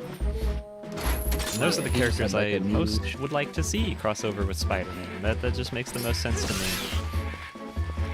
It's just really exciting all around. And other than that, I mean, I don't know if there's anything particular. There's things I'm curious about more than like excited. Like I'm curious to see how the next Avengers movie will turn out, if it'll be shit or if it'll be good. Very curious about that one. I'm curious about the new Star Wars. We're finally getting a new Star Wars movie for the first time since 2019. I like The Mandalorian, but I wasn't particularly happy with how the TV show had been going for the last couple years, so, you know. Josh and I are going to be seeing that in the theater. Nice. Ugh. I don't know how Bird feels about that one. He's a big fan of Star Wars, but more so, like mostly because of the Old Republic game. Yeah. And the MMO, and that got him like really into the lore of Star Wars and stuff. And so I know he's liked all the movies pretty much, but I don't know how he feels about The Mandalorian as a show. I don't think he was particularly into it. Yeah. I you love might Star wanna Wars see the movie for the anyway. most part. I mean, I feel like these days people are more fixated on the lore and like all the funny prequel stuff, and I don't really give a fuck about that. Like I'm not in it for the lore. I'm more in it for like the campy, fun fantasy adventure vibes. Mhm. So that's why I tend to lean more towards like the original trilogy and parts of the sequel trilogy, but like I don't know. I've come to the conclusion that pitting the different trilogies against each other is just boring, and that it's way cooler to just be like, yeah, sometimes the movies are good and sometimes they're bad, and trilogy has nothing to do with it. It's like there's different eras where the aesthetics I are would say different, like and I think that's scene more what for people scene, are talking about. like I don't think any of the movies is consistent enough to be a good or bad movie. They all have good and bad things in them. More or less. I mean, I think some movies are better than others for sure, but taken like on a movie to movie basis, they're kind of all over the place. And I don't know. In the case of The Mandalorian, I was really excited when it started because it was totally detached from the lore for the most part. It's just, oh, what if there was like a funny space cowboy who went on funny space cowboy adventures, but in Star Wars? So there's like stormtroopers and shit. And I'm like, okay, that's fun. That's neat. It's got the aesthetics right. It's kind of like everything's cruddy and rustic and falling apart the way it should be. It's cool. And then seasons 2 and 3, because they got fucking Dave Jabroni to like be writing and directing it or whatever. He decided I gotta pee, to... but keep talking about that. But yeah, Dave Filoni decided to basically rework The Mandalorian into Star Wars: The Clone Wars 2. Like it's just a follow-up to The Clone Wars, and that deeply disappoints me. On just every narrative level possible, I am deeply upset that he decided to put all of these Clone Wars narrative threads in The Mandalorian instead of just letting The Mandalorian be its own show. If The Mandalorian was just like 100 episodes of this guy traveling around doing episodic, whimsical adventures, I would love it. It would be perfect. I just want like the first, what was it? It's like that one episode in season 2 where it's just Mandalorian and Baby Yoda taking this funny little frog lady on a journey to like keep her and her eggs safe. And like they end up in a cave and they fight a big monster or something. Like I want every episode to just be that, you know. just don't let the fucking lore drag it down. I just want to see a bunch of weird funny space shit. And season 3 of The Mandalorian was kind of horrible because it was all trying to tie all this lore together about like all the Mandalorians and fighting to take back their home planet, and Bo-Katan and Ahsoka and Luke Skywalker and all this shit. I just don't give a fuck. I just wish they would have let Mando be Mando and not turn it into like a bigger thing than it is. Like it really feels like the show was successful and they felt like they had to make it epic, and I just hate that direction so much. So I don't know what the fuck the movie's gonna be about, but you know, we'll see. I'll watch it. I'll go in with high hopes and low expectations, as I always do with Star Wars. That's my motto for life. Yup. And I was thinking about why am I so excited for the new Ghost in the Shell, even though it's pretty much just gonna probably be the manga. Right. And I remembered it's because Ghost in the Shell hasn't been good for like 15 plus years. Yep. Like, so if it, like, the fact that it's doing the manga gives me more confidence that, like, okay, maybe it won't be anything new, but at least it'll be adapting something I already know is good, as opposed to trying something that sucks. Yeah, I really hope they God. don't fuck it up. I'm not expecting it to, you know, it's not going to be, it's not going to feel the same way that, like, Standalone Complex made me feel when I watched that for the first time. I'm just going to let it be. If it's cool, it's cool. I'm excited. Kind of like, that's another thing I'm curious about is, again, not hyped, just curious. I have heard that there are leaks and rumors saying that Nintendo's doing another remake of Ocarina of Time. That's yes. allegedly coming out at the end of this year or early next year. And yeah, I don't fucking know. It's just, when I heard the news, my immediate reaction was, oh, why? It seems like a lot of other people are really excited about it. What the fuck am I doing in this game? I don't even remember what I'm doing. People love remakes. As like, Yeah. I feel like remakes are the most polarizing thing that, like, in media, because the people who don't like them are like the louder voice. But obviously people love remakes, like, in general. And I think a big part of it is that the people who don't like them and don't want them inevitably end up playing them anyway. So it's like, either you're going to be excited because... You're either going to be excited because you hadn't played this thing and now you're going to play it at a time when it's culturally relevant again. Or you played it before and you always wanted it to be remade. Or you're upset that it got remade, but you're going to play it anyways because you don't want to feel left behind of what the cultural conversation is going to become now that this is how it's recognized, you know? So, like, from a production standpoint, it's just a big win. The controversy sells. Yeah.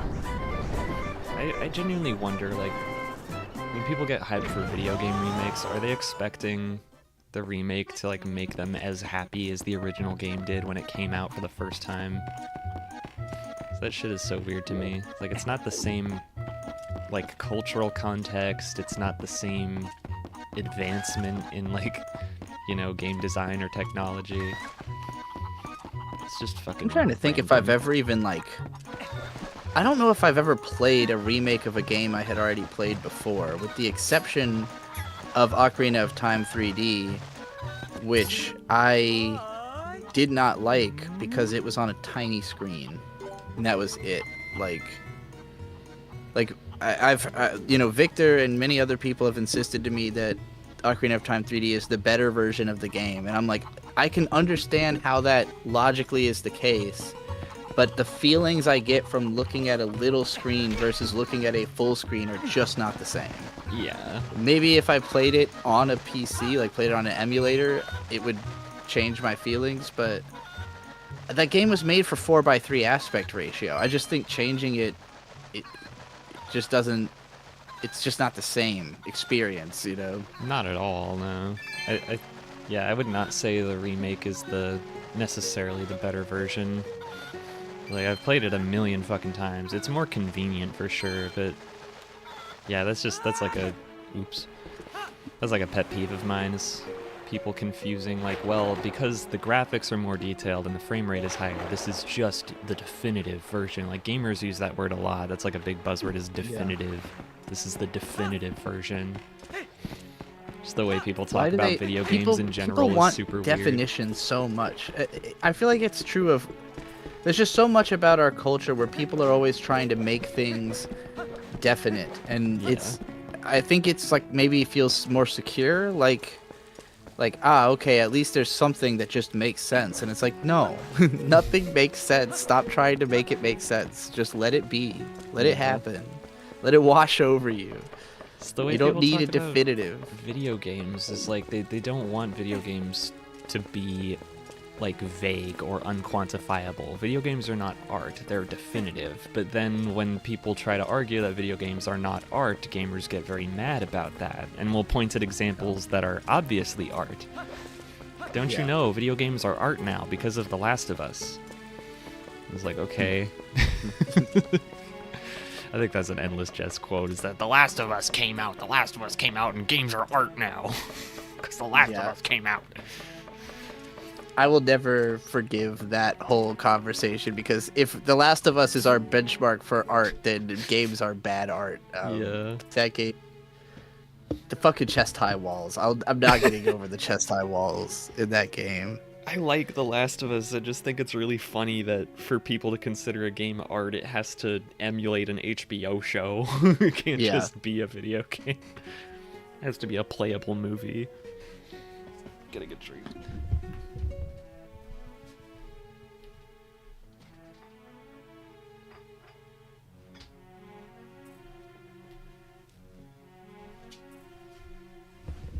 Give my note to fire the man who runs the amusement ride in Lake Hylia. That's who I just spoke to, and nothing happened.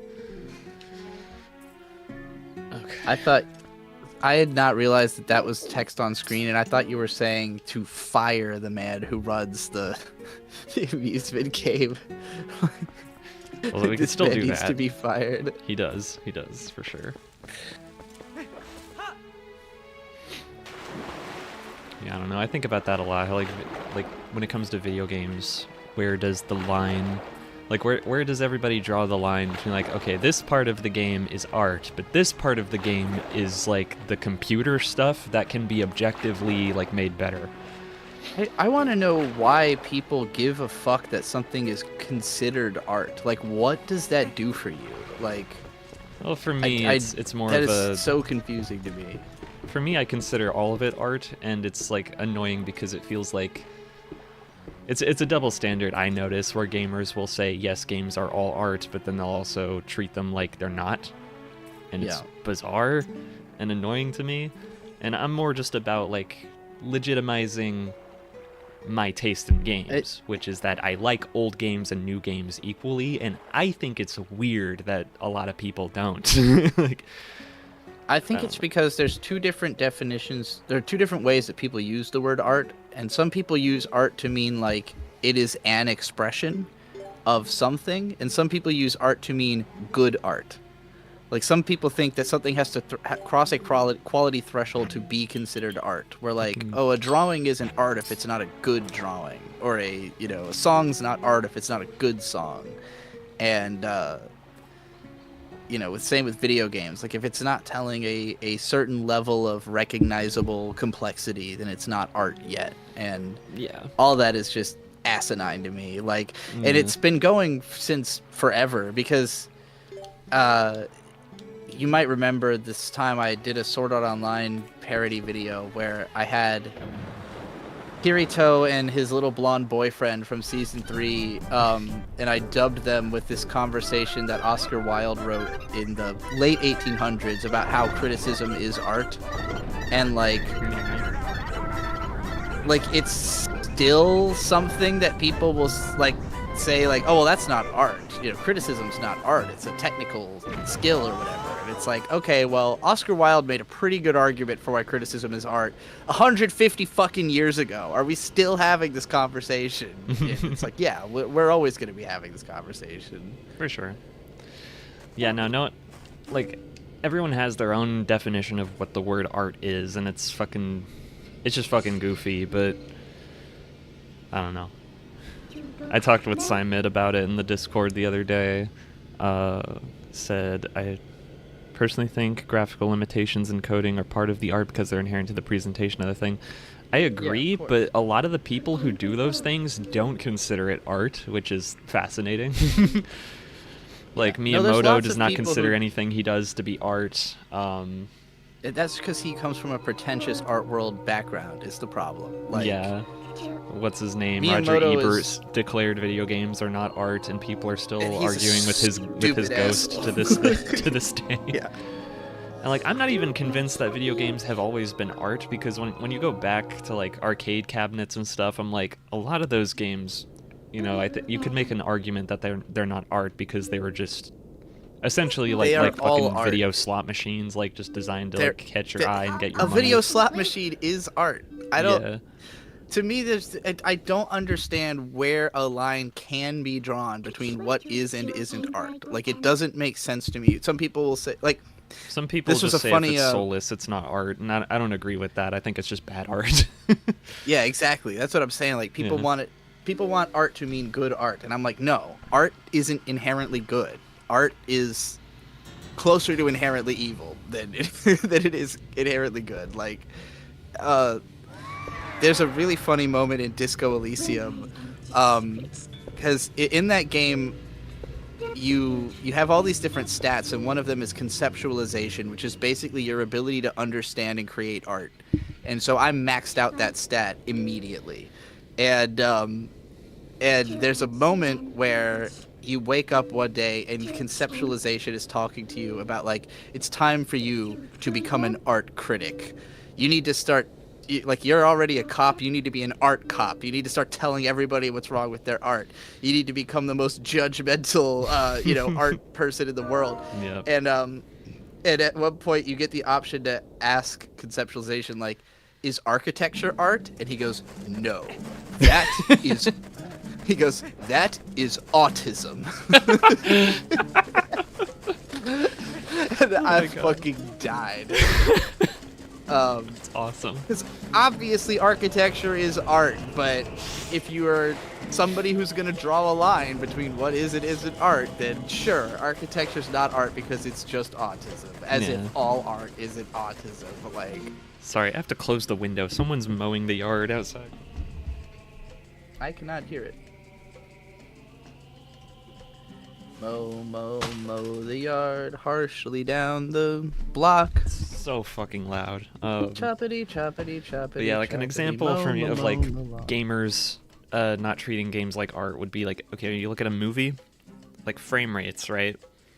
The movie, the frame rate is an artistic choice. They can decide to give the Hobbit movies a really high frame rate for no reason and make them look weird as fuck. And any nerd, any film dork on Twitter can explain to you why it's important, actually, that the Spider-Verse movies have a low frame rate. I don't know anyone who defends low frame rates in video games, and anytime like a game is remastered or updated and has a higher frame rate, I don't think I know of anybody who like defends that and is like, no, like that's bad. That's changing the artistry of the game. That's fucking ruining it. Yeah. And that is like odd to me. It seems like that's like a generally agreed on thing for the most part. Like, Well, you see, art is when I like something, and it stops being art when I don't like it anymore. and like some people will treat video games as art to the point of any remake or any remaster is like sacrilege and ruining the art, no matter what. So that's another part of this, right? Who Yeah. cares? Ruin the art. Fuck it. Like, what do you get out of preserving it the way that the creator... Fuck the creator. Do it how you want.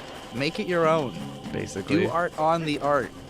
people get hung up on that stuff like really hard, and I'm like, to me, you know, if you're a purist and you really care about preserving it, you will find a way to experience it as closely to its original form as possible. That's what I do. That's why I have that whole fucking boomer corner in the room with the CRT and everything, because I do like that Yeah. aesthetic. I care about that stuff, but like, But you also like this HD 16 by 9 PC native remake of yeah, Twilight like, Princess. I cannot deny this just feels better. And, you know, This utter maybe it's besmirchment. maybe it's a sin against the original creator's intent, but also every time I watch a movie, like, is there a correct way to watch movies? You know, I mean, if you're not watching it on 19 millimeter, whatever the fucking film, if you're not watching it on proper film stock, then Quentin Tarantino is gonna come fucking slap you in the foot. you have to be watching every movie on the gigantic IMAX theaters that there's only like 4 of them in existence or whatever the fuck, and you have to, You know, if you watch a movie remember- like with any background noise, if you pause it at any time, if you watch on your phone, you're basically depriving yourself of the real movie, and you didn't actually watch it, and you're a heathen. And Do you you're remember not when allowed to Martin have opinions. Scorsese was shitting on watching stuff on your phone and then made a Netflix movie that's 4 fucking hours long? Like, does he think everybody was watching that on a full screen television? Because I could surely tell you that Bird was not. I thought about I that watch, for a long time because I spent so much time like watching movies with my friends, and I've noticed very intensely that watching a movie with people is very different from watching a movie by yourself. And depending on who you're watching it with, you can kind of end up empathizing with them and watching it through their eyes almost, and it can change the way you perceive the thing. That's happened to me so many fucking times. And that is way more artful than not doing that. Yeah. Cowtool said the PS2 game Mercenaries would drop tons of frames during explosions, and it ruled it made the explosions better. I remember that, and I agree. And I feel that about a lot of a lot of Super Nintendo games have slowdown that like I always thought was fucking cool, because it's like so much is happening that the game's like, you know, like it feels like you're going into slow-mo, and like it gives you a little more time to make decisions, and like Yeah, that's what I'm I don't talking know, about. sometimes Is like that shit is cool. your average gamer will tell you that making that frame rate smoother is an objective good change, Yeah. but this is literally an example of someone saying, "No, I liked it the other way." Exactly. So, just like Yeah, art is a participatory art is what happens when you encounter it. Yeah. It's not yeah, like you are part can't of the create- equation too. Like it's all about humanity for me. It's like art is being human. You know, it's like a conversation. Yeah. This is my favorite thing to compare art to. It's like two people sitting down and talking, just with a different medium of communication. And you know, there can be mistakes. Like sometimes people say the wrong thing they didn't mean to say, or they stutter a little bit. That's like making art that's flawed. You know. yeah. What we're doing right now is art, Yeah. and everyone's involved. Everyone watching, everyone in chat, we're all co-creators in this right now. And that's the mentality I want to extend to other fucking Everyone gamers. who made this game. I want all the gamers to acknowledge the subjectivity of the artistry and not just be like, you know, oh, it's a computer program that can be objectively made smoother and better. That's kind of my point in my Resident Evil video when I start like screaming with rage over the the footage of the remakes. Unfortunately, you're never going to convince anybody to change the way they do anything. You just Yep. have to only talk to people who are rational. Or talk to people who are young and impressionable and make them think that my way is better, True, just by true. saying it louder and with more confidence than the other YouTubers. I think that's the real gamer move. Honestly, I think that those people were probably already inclined towards thinking your way. You just give words to the feelings they're already having. Potentially. I remember think when people I was, are. when I was a teenager and I watched your vlog about how nobody uses scores correctly, it like blew my mind just because you described a form of using like scores that I had not considered, like that kind of shit. I had not considered this was possible, and now I think you're a genius for saying it. What did I say in that video? It's something like when people give scores to like an anime, for instance, they'll do it like grading homework, where they're like, it starts as a 10 and I take points away for every flaw I notice, when it should just be, you know, you start at the middle and work your way up or down based on how good or bad the thing is. Yeah, I was probably talking about the Bacaraptor grading system of plus, plus, plus, plus, Yeah, plus, plus, or that's- minus, minus, minus, minus, minus, minus. I keep thinking I can blow up these towers because you can do Which that my in Skyward current Sword. stance is that using scores at all is just dumb, and you should never do it. Like, scores are utterly meaningless in all contexts, and they're not helpful. You're always gonna think about it more than you need to. They're Basically, just yeah. pointless. The only reason to use scores is as a shorthand for generally giving your feelings about something, but as soon as somebody internalizes what those numbers are, that's when you start having problems. Like, I just like using the numbers as a way of comparing things, like just saying like, yeah, so you can understand my point of reference where I say, if my favorite movie ever is a 10, this other movie is like an 8.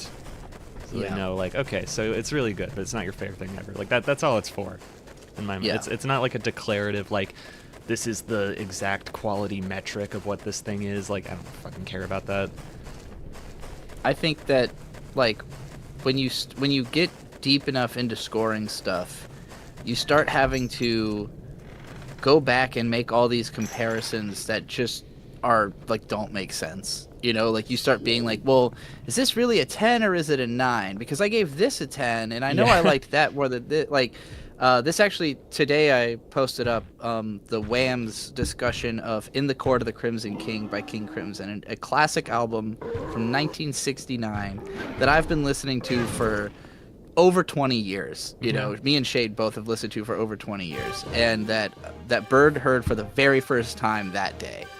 And so at the start, we're all giving scores, and Bird goes, the first half is a 10, the second half is a 4. And I was immediately like, there's no way that you thought the first half was a 10, because I know it's not your favorite thing you've ever heard.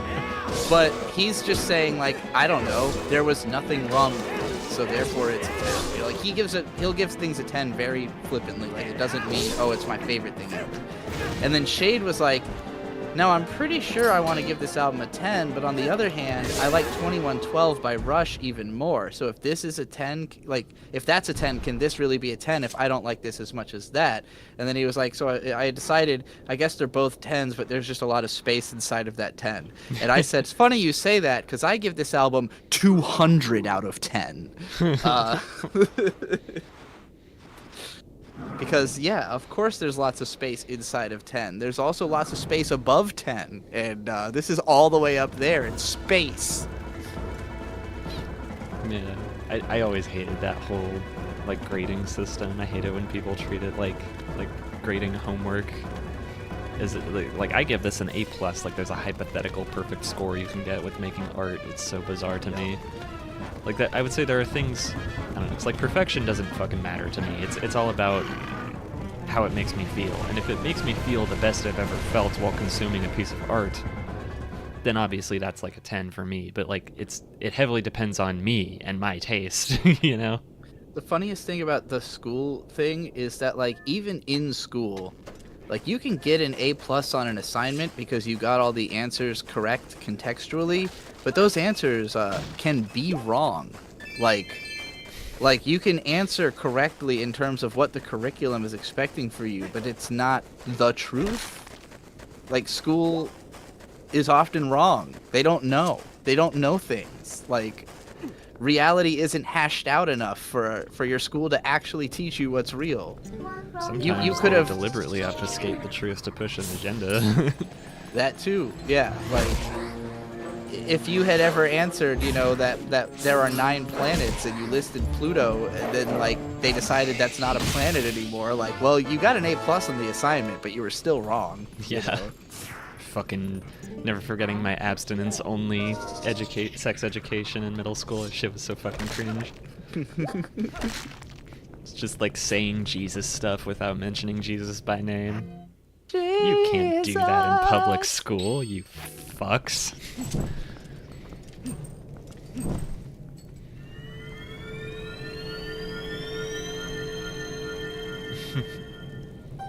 But yeah, like, Bird being like, oh, I guess it's a 10 because there's nothing wrong with it. It's like, yeah, that's like the opposite of my mentality. A thing can be perfectly flawless and still be like mid. I don't know. Yeah. Well, I don't think he means it in terms of, like, objective or anything like that. He's just like, you know, oh yeah, I enjoyed it, therefore it's a 10. You know. Like, I'm not even saying that he's wrong for, like, feeling that way or thinking that way. I'm just like, my way is different. yeah.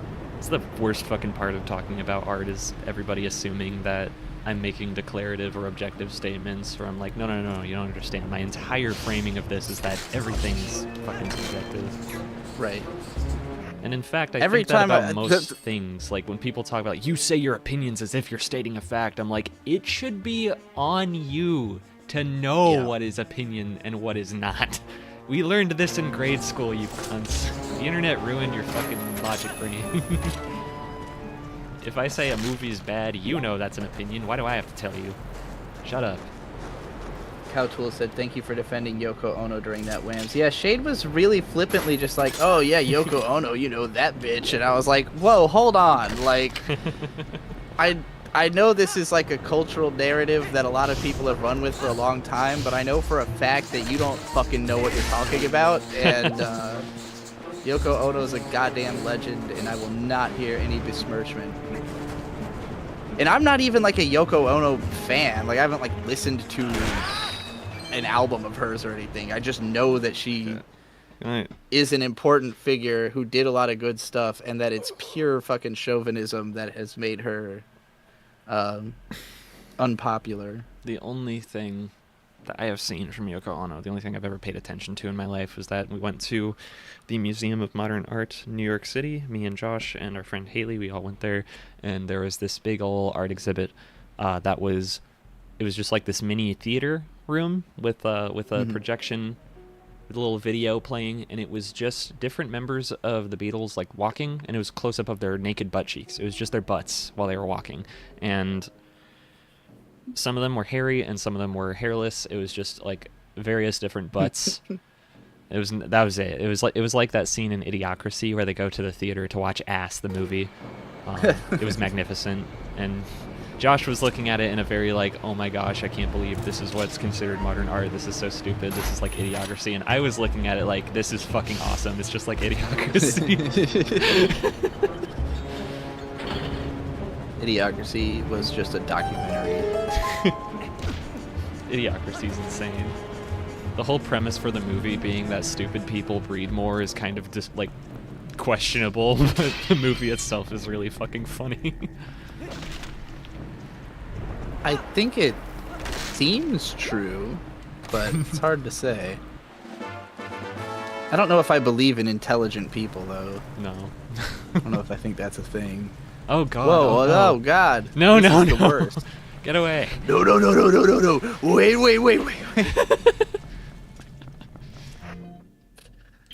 Oh, Jesus. Horrifying. Yup. Awful.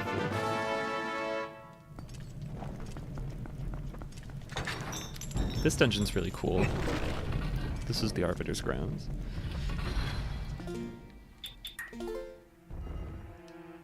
Oh yeah, there's like autosave in this version. That's crazy. I'm realizing that I feel like a theme of Slime Dolls is you and I just expressing how much the way that most people communicate pisses us off.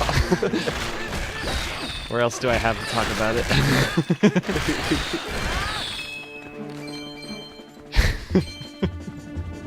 True. You know?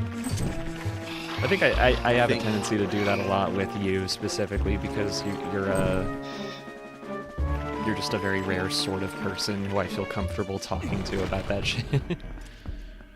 I think you and I have a lot of the same gripes with the communication that we experience. No.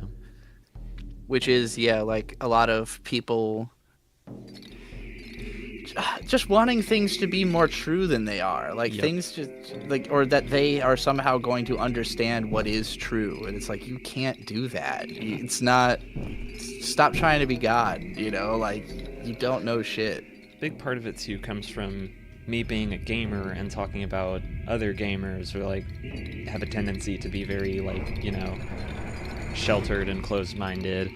And also both of us being children of the internet being a very vitriolic place that is constantly cycling out, you know, new people are constantly coming in. There's always some like stupid-ass children shouting their opinions at the top of their lungs. Yeah. Like every conversation being had on the internet can never really advance that far because it's being held back by the revolving door of new endless people coming in and out. Like it's hard for me to know, honestly. Like, it's been a long time since I talked to like a new person.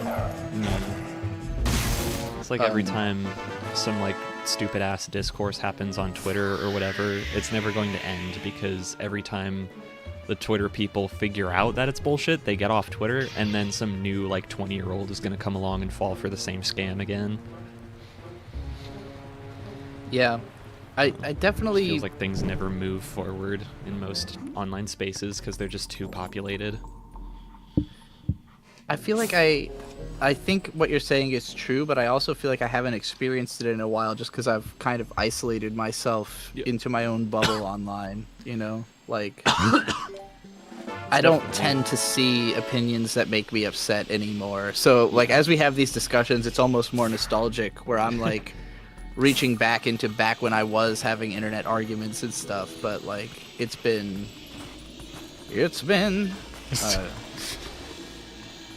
a little while since I've like argued with someone on the internet. Yeah, for me it's not even about arguing, it's just like I read comments, you know? Like I spend a lot of time watching YouTube, and then I'll read comments and just see people with the weirdest fucking takeaways. I'm like, why do they think that? Yeah, I don't really be doing that. Yeah. Or if I do, I just ignore it. Like, I'm so used to people being dumb that it kind of rolls off of me at this point. Like, Yeah. it's hard for me to get mad at the same thing over and over again. Nah, I'm like, Which is I'm kind of a turbo problem, autistic. I think. stay mad forever. I think that's like a problem with my career, though, is that like I don't get mad enough, like, to make, like, it used to be that my videos were heavily inspired by righteous fury, and I think that's what resonated with a lot of people about my content, was like, oh yeah, you're really telling them what the fuck is up, you know? And like, now I'm just like so jaded to the expectation that, yeah, people are gonna be dumb, like, there's nothing I can do, you know? Yeah. Higher age average of the Golden Butterfly server is a big appeal for me, says Cowtools. Oh, for sure, yeah. It's that we Well, don't, and, like, we don't have a there's lot of babies in there. I think there's the a lot of youngest older are, like, people 23. online.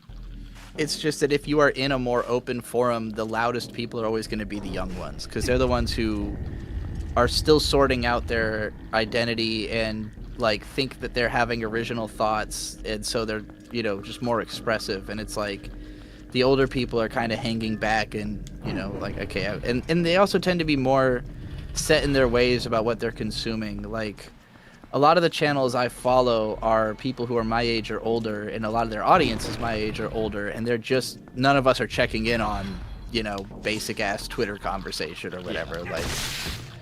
Like I said, we've kind of self-isolated into our own internet bubbles.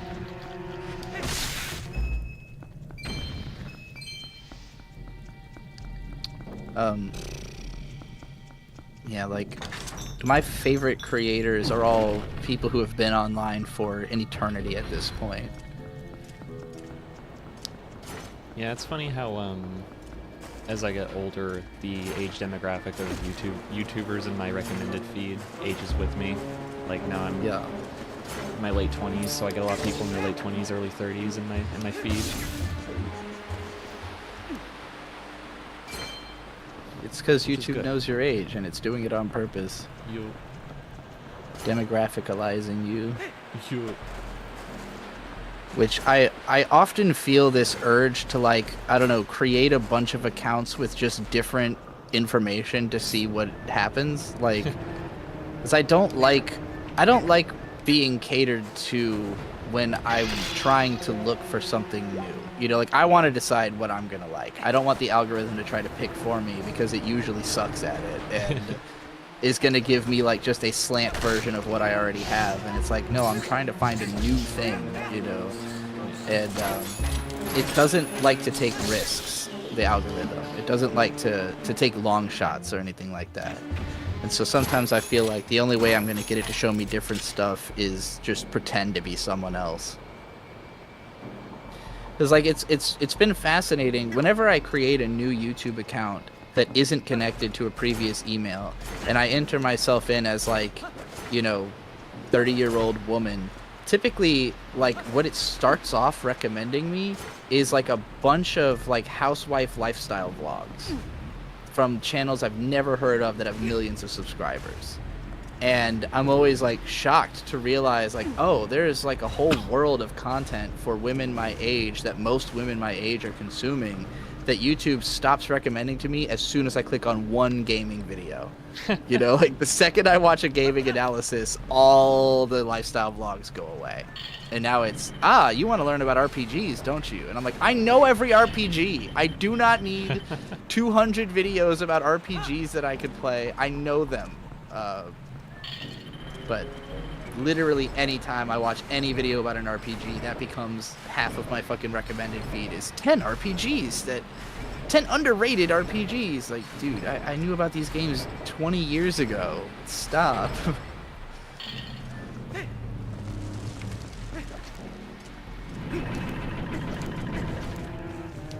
I gotta pee again.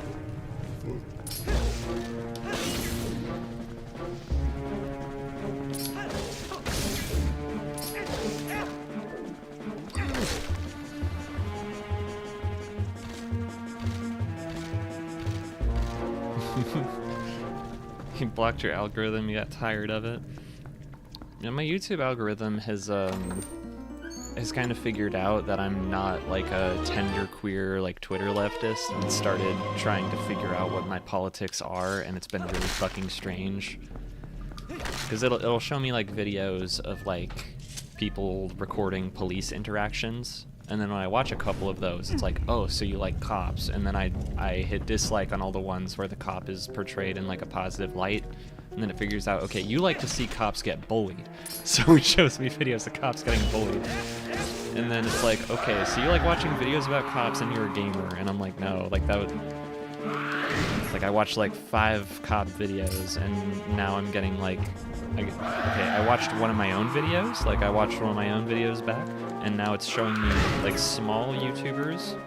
And recently, this hasn't happened to me in a long time, but YouTube tried to show me a very small YouTuber who is pretty fucking shutty, but like low-key about it, so it's not obvious right away.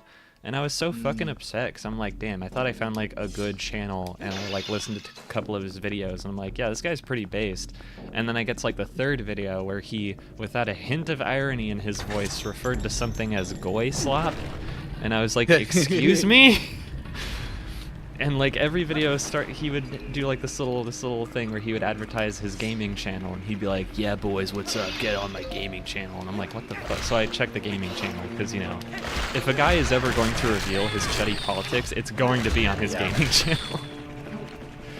And sure enough, he had all these gaming videos, like 10 views, and it was just him and his friend like playing fucking Counter-Strike or whatever, and making jokes about Arab people getting bombed. And I'm like, okay, that's what I should have expected, I guess.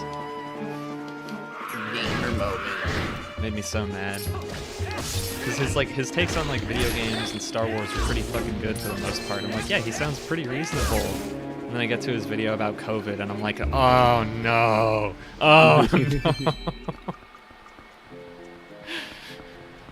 Because of course the ones where he doesn't hint at his politics at all are the ones that get the most views. Fucking YouTube trying to trick me into thinking this guy is normal. It's just what happens when guys have, when they have like a lot of really good takes, but then they have those like secret horrible takes. They just start to feel really confident in themselves. They feel equally confident in everything they believe, even the stuff that they haven't fucking researched at all. The motherfucker ends up with like basic bitch 4chan politics. It's disturbing. Be hearing creepy bat noises. I'm gonna have to turn into a dog to see these. What the fuck is that? Oh no! Oh, covered in rats. Fuck. I like how this is a spooky ass dungeon. This is horrifying. It's like a giant tomb, basically. Desert mausoleum. It's like this game's equivalent to the Shadow Temple. Okay.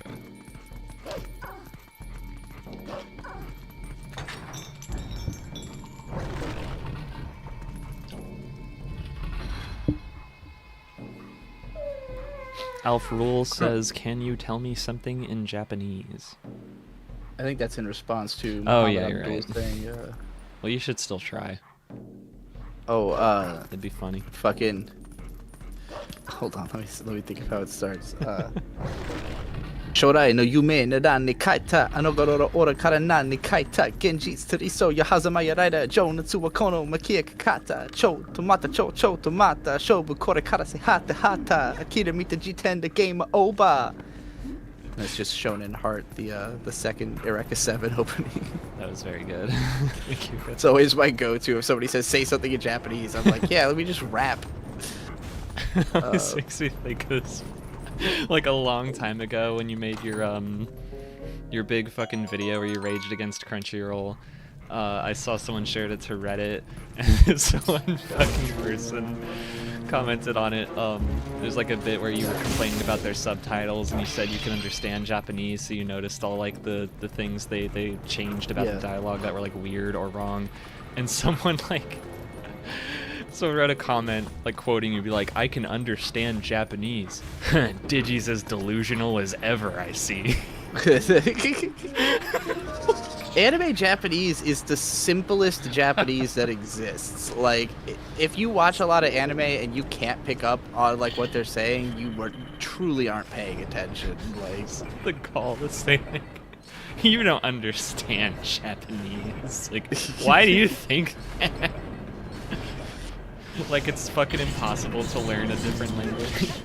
Well, and I know that what they're thinking is like, oh, Digi's claiming to have total comprehension of the language. It's like, that's not the point. Like, the point is that I understand it well enough to tell that the subtitles are inaccurate. Oh my god, my fucking leeches keep interrupting my chain. Like, watching anime in Japanese with Bird, like, oftentimes, like, he'll hear a word enough times to be like, what does that word mean? And I'll be like, means this, you know? And it's like, because, you know, you read the subtitle and you're like, okay, well, that word I'm hearing could mean any of those words in that sentence, but I'm pretty sure it's this one, you know? He's kind of asking for confirmation, but it's like, little by little, you start learning Japanese words, because, yeah, you hear the same shit constantly. Like, anime writers are not that original. They all kind of say the same shit. Well, I fucked up. Time to jump into the hole.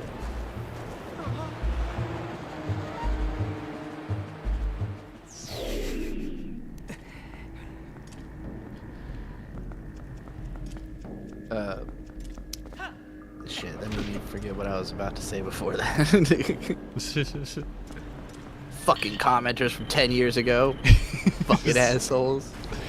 I just think about that one a lot, because it was so, like, it like stun-locked me. It was so weird.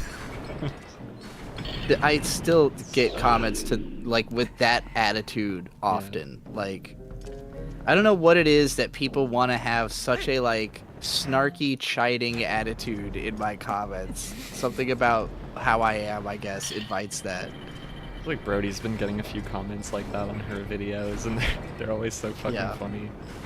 It's my favorite is the one that said, I bet this girl watches anime dubbed. Yeah.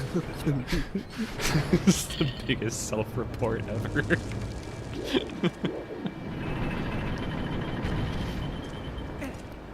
Yeah, I don't know, the internet's weird. Everybody's a cunt for, like, no reason. Even when they're trying to have, like, a real conversation with you, they just default to being cunts for no reason. I think it's the only way they've learned how to be. They just don't know how to not. Yeah. It's like I had this with my Resident Evil video. I like clipped a bunch of segments of it and posted them as YouTube shorts to get more views, more attention, the algorithm and whatnot. And I got so many random gamers just like trying to make all these weird, I don't know, like declarations about how stupid or how wrong I am about everything, and even just like trying to disagree with a minor point I made, they would slip in these snide little remarks. They're like, hey, you probably didn't know that because you probably wouldn't know that anyway. And it's like, can you not just talk like a normal human being? Like, talk to me in the comment the way you would face to face, you fucking geek. So when people do that, I don't even engage with their comment. I just say something like, why do you look like that? Just piss them off. I'm pretty ruthless with my negative commenters. Yeah. I can be mean. I'm very mean. There was one dude who, this one commenter that's been around for a long time, and he always gets on my nerves. And like, I said something like, hold on, I'll just bring it up. Why not? Let's fucking put this guy on blast. I really don't have a high standard, you know? It's just like, come into my comments, act like an adult, or you get bullied. It's the same thing that would happen if you said it to my face. I'll just treat you like an asshole. I don't care how normalized it is on the internet. You don't get to be an asshole in my comments. As I read this, you'll hear me go from like, at the start being kind of playful about it, to just being like, outright mean. Yeah. But it's because I was so sick of this person. Yeah. They're called Shadow Priest 3389, and it was my video going back into the woods. And they commented, Trixie, this has been like the third time you've gone down this arc, lol. Which is like, okay, sure, maybe. Why is that the comment? So I responded, every show has seasons. And then he responds to that, most shows don't repeat the same seasons over and over though, lol. Not the good ones, at least. And at this point is where I'm thinking, like, well, yeah, they do, first of all. And second of all, like, I'm not literally doing the exact same thing. So this is going to be a hard argument for you to make on how what I'm doing is particularly egregiously more repetitive than the average show, right? Yeah. So I responded, name one. And he says, literally every show? Lol. The whole point of watching a TV show is that you get enough time to see characters grow and change over an extended runtime. Challenges they face make them grow and change so that they're better prepared to face even newer challenges as time goes on. Every show, I literally cannot... Yeah. Which also, all of that describes my content. Like, especially my recent content has all been about all the growth I've done and how different I feel. He says, I literally cannot think of a show that doesn't do this, anime or live action. I mean, maybe a daytime soap opera or something like that, but that's it. I responded, couldn't even name one. Amazing. So he responds, Lamau, sure, let me just list off every show. FMA, Steins Gate, Death Note, Code Geass, Odd Taxi, which, by the way, I said name one. I didn't say name 25. I said name one. He says, Odd Taxi, High Bunny, Renmei, Claymore, Haruhi, Breaking Bad, Game of Thrones, Mad Men, fucking Parks and Rec, Lamau. Happy now? And I said, like, more than half of those shows don't even have 2 seasons. Are you high? Now, at this point, I was hoping he would notice the contradiction of me starting off by saying every show has seasons, and then now saying half those shows don't have seasons. Like at this point, I'm like, you should know I'm fucking with you. But he responded, lol, characters go through more than one arc and challenge in a single season of a show. My point is true for all TV series, regardless of whether they have 1 season or 100. Now I decided to start being mean. Because I was like, I'm not going to dignify this with like an argument. You're being ridiculous. So I said, have I ever told you that you have a terrible personality and 90% dumb takes?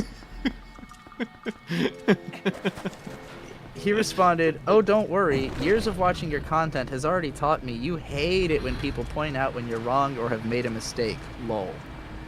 To which I responded, it's literally just you. I hate you more than any other commenter I've ever had. You're just the worst one. I hate to say it because I don't want to be mean, but you are literally the go-to in my mind of annoying commenter.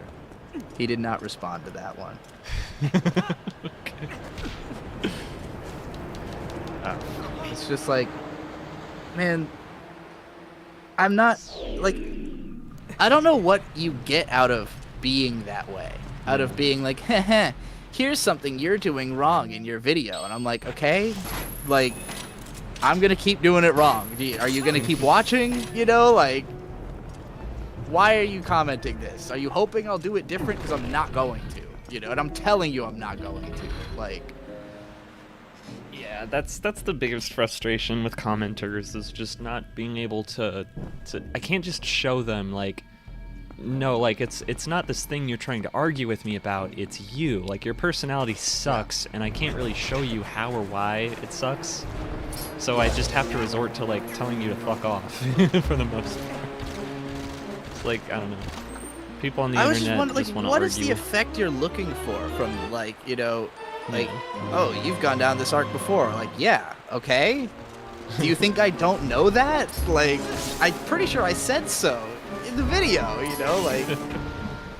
It's like, if your complaint is that my videos are too repetitive for you, fucking stop watching them. Like, I don't keep watching a show if I've decided it's repetitive and annoying, and you've been watching me for years. So why not try to be, like, if you're going to keep watching, why not try to be a positive part of the experience? You know, Yeah. like, why put yourself in a contentious role? I don't know. It's confusing to me. When there's other people who it's like you've been watching me for a long time. Now we're friends. Yeah. Like, anybody could make that happen, but some people are like, I want to be the contentious commenter, you know. It's like, all right, it's gonna get the same result every time, you know. I'm just gonna keep being meaner to you until you stop commenting. They just gotta prove themselves. They gotta prove their intellectual value. They gotta prove that they can outsmart you. It definitely feels like a lot of the time, like, people are trying to, outsmart, and I'm like, I'm not trying to I'm not trying to outsmart anybody. I'm just saying things I think, Yeah. and you can take or leave it, you know. But, like, the goal isn't to, like, convince you that you were wrong, necessarily, or that I was right. It's just like, here's my perspective on it, you know. Yeah. But I do think some people take it, like, as an accusation. If you think something different than them, they're like, how dare you say I'm wrong? I didn't say that. I just said, here's what I think, you know.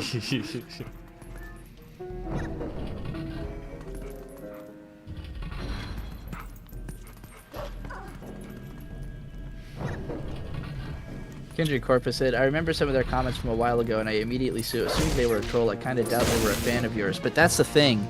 You have to, like, I don't see it as a different thing. Like, if you're watching ironically, or you're watching, like, to be mad at it, that's still a fan. Like, you're still watching the content, you know? Like, I have certain obsessive stalkers who watch all my content to shit on it, and I'm like, do you not realize that by consuming it, you are still being a fan? You know, like, you don't have to like it to be a fan. Fucking, you know, For sure. like, Brody is still watching The Boys. She's shitting on it, but she's still watching it. She's not a fan of The Boys just because she's shitting on it. Like, I simply stopped watching it when I didn't like it anymore, you know? Like, I'm not a fan of it, but you know, hate watching is still watching. It's a click is a click is a click. Like, Shit, that means I'm a fan of Stranger Things. only if you keep watching it, though. I mean, I watched it and then it ended. Right. I mean, a lot of people watch things again, you know. It's true. I think if only the last season really disappointed you and you watched it to see closure, but, like, your conclusion is, I'm never going to come back to that, that's a little different. Yeah. It's like you watched it for the closure, but if your disappointment is such that you would never touch it again, then I would say your fandom ended, you know. But if you keep hate watching something for years and years, it's like, well, okay, I don't know how to consider you not a fan. Just because you're watching it in an ass backwards format doesn't mean you're not continuing to participate. Yeah.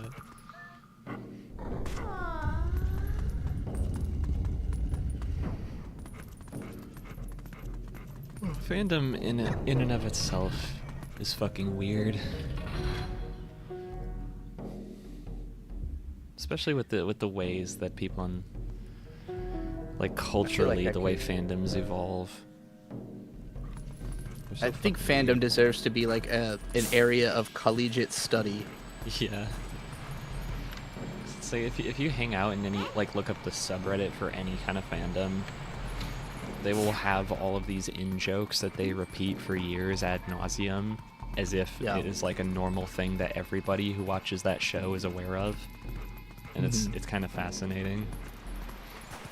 I consider that fandom. Like, there's fandom, and then there's like the next layer down of like the specific part of the fandom you're in, you know? Simon says, if you think fandom should be studied, I have a podcast for you. Oh yeah? Which one? I think you might have mentioned this on a previous stream, actually. But I did not look into it because I forgot immediately. But yeah, fandom is very much worth study. I think it is a fascinating facet of human existence. And I'm inclined to think that more people are a part of some kind of fandom, whether they see it that way or not, that like more people than not are a part of some version of fandom.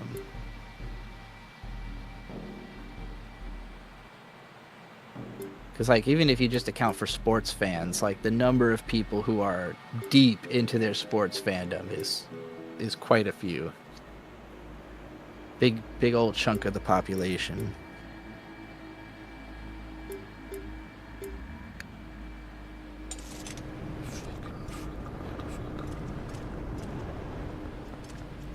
Anybody who refers to their team as we and starts a conversation with like, oh yeah, we really did great last night, and like expects you to know what that means.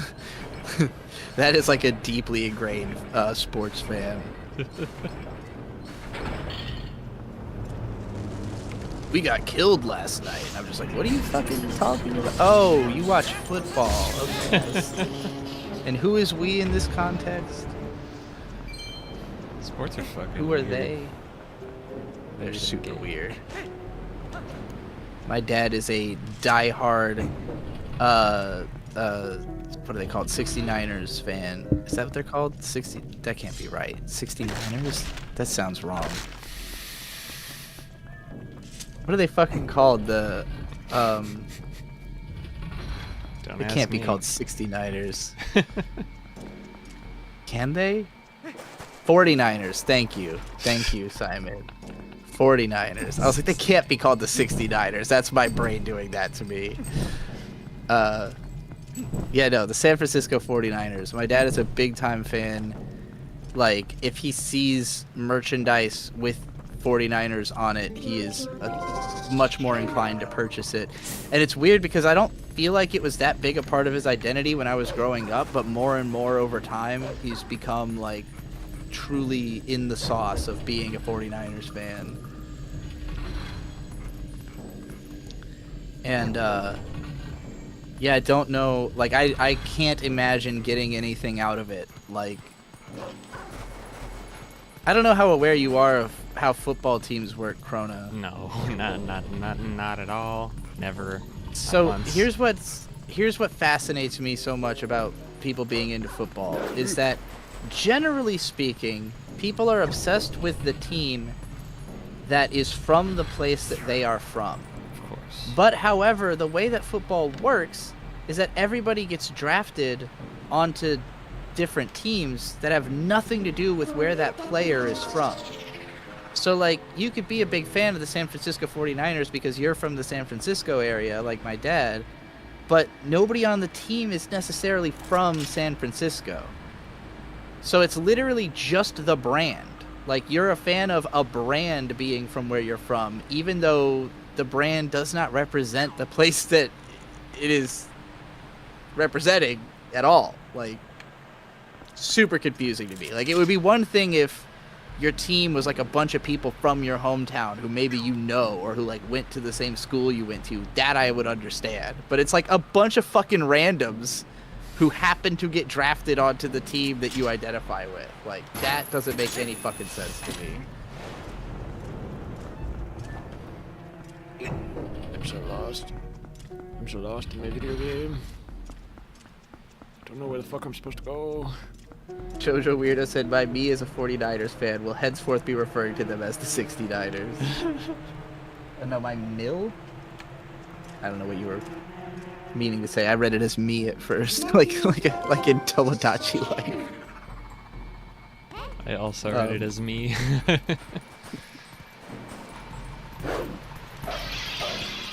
Tomodachi brainworms are crazy. But yeah, like everything I just said about sports fandom also applies to franchise fandom, because a lot of the time people will be a fan of a franchise that has like completely recycled everybody that works on it, you know?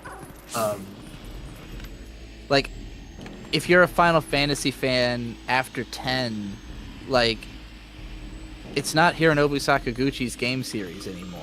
He got fired, you know? He had to leave Square Enix. And so it's like, I don't know, is this really the same thing? Like, just because, you know, I mean, the people who worked on the later games, a lot of them did work on the prior game, so it's not like it's a totally different staff of people, but the vibe is immediately different, you know, like, obviously 11's an MMO, 12 plays totally differently from any of the previous ones, 13 is its own whole animal, and it's just like, okay, well, to me, Final Fantasy as a thing that I'm a fan of is essentially over as soon as you take Sakaguchi out of it, because he's what made it what it was.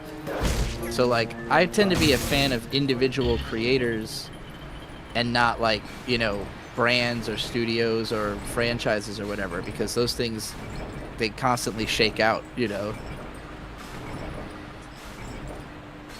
Meanwhile, I've been a fan of Spider-Man basically my whole life, and he has like 50 billion different people fucking making stories for him and about him all the time. Different studios, different directors, different comic writers. I have to assume, though, that at the very least, you enjoy what a lot of different people have done with Spider-Man. For sure. So it's more like, it's more of like a nebulous, like, you could say you're a fan of Spider-Man, but it's not necessarily that you're a fan of all Spider-Man. You're just a fan of enough different Spider-Man that it's more complex than, like, yeah. Like, if I only liked one run of a, like, let's take Batwoman, for instance. Like, Yeah. There was a Batwoman comic drawn by J.H. Williams III that I really enjoyed, and then they swapped out the artist, and it only lasted like 2 volumes after that. And like, I have no interest in those last 2 volumes. I have no interest in any other appearance Batwoman has made. I am a fan of Batwoman as interpreted by J.H. Williams III, you know? And like, so if I talk about it, I'm not going to be like, oh, I'm a huge Batwoman fan. I'd be like, well, I really liked this one run, you know? But I can understand if, like, you're a fan of 12 different Spider-Man runs, and at some point you just go, yeah, I'm a big Spider-Man fan, and then you let the nuance shake out as the conversation progresses, you know?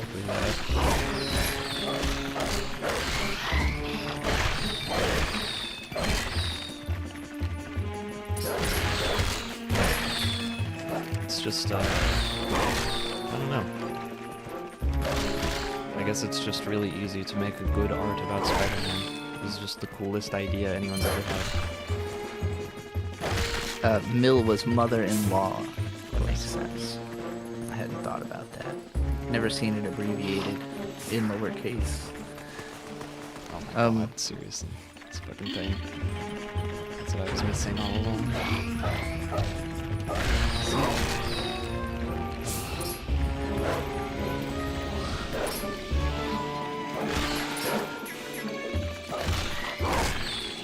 I do really like the fight music in this game.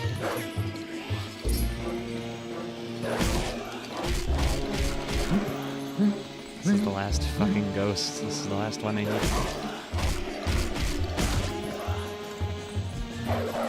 It's hard out. This.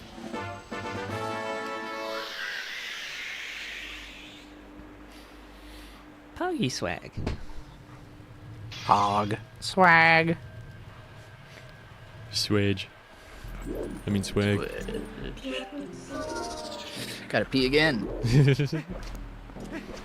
drinking too much goddamn coffee. Gotta start doing slime dolls from the toilet.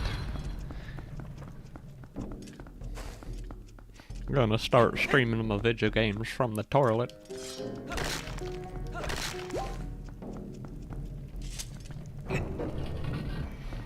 Chrono, you mentioned the Shadow Temple. I've also seen Forest Temple comparisons with the 4 Pose combination. Kind of reminds me of the Forest part in Ganon's Tower with the Shadow Temple Fiends.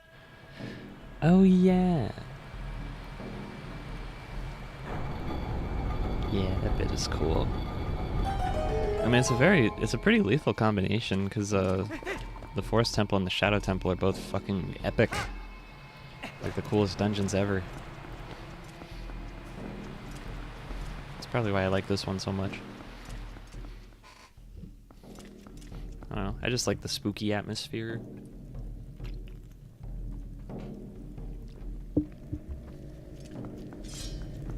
It's another example of one of those dungeons that makes me use my brain, but it's not like tedious or annoying. Oh, there's like a suspiciously Beyblade-shaped hole in the floor. Interesting. Let it rip.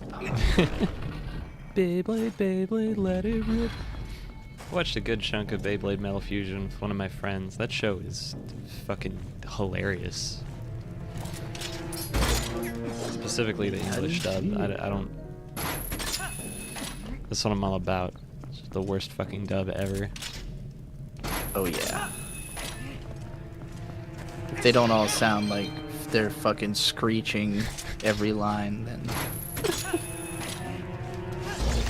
what's even the point? It's like everybody working on that show decided to come up with the stupidest, most shrill, irritating voice possible, and then they committed to that for the entire thing. They're very It's meant to brave. be. Very brave because some of It's those also how I characters- feel about Codename Kids Next Door. Oh yeah. I think they did that to guard against adults watching it. Like, I Yeah. think they were like, only kids can handle these voices, and that's how we're gonna gatekeep it from adults. Makes sense. I never watched a whole lot of it when I was a kid. Maybe because my parents found it annoying. That wouldn't surprise me. That would make sense. My parents had a tendency to, you know, they would gatekeep anything that they disliked a little too much. Like for instance, if I wanted to make friends at school, so I didn't have a lot of friends, and my parents were always like, "You don't make enough friends. You need to make more friends." And so I would make a friend, and then they'd be like, "I hate this kid's mom. Wow, yeah. I don't want to talk to that kid's fucking parents. They're annoying." Yeah, that sucks. My mom is kind of like that, but like more unintentionally. Like she would find something annoying. It's not that she would be like, "Oh, you can't, do that or like participate in it," so much as like not around her. But it's also like, Yeah. well, when am I gonna hear this song and you're not gonna be there? Right. Like, it comes on the radio when we're in the car together, like. And more so than like. It's so fucking infuriating when it's like with music. More so than like lacking permission, it was more like my mom just made fun of stuff that she didn't like in a way that made me think I can't like that, Yeah, because then I'm gonna be part of the cringe, Yep. But like particularly, yeah, like because when I was growing up, my mom really hated all the rough voice, like grungy type singers.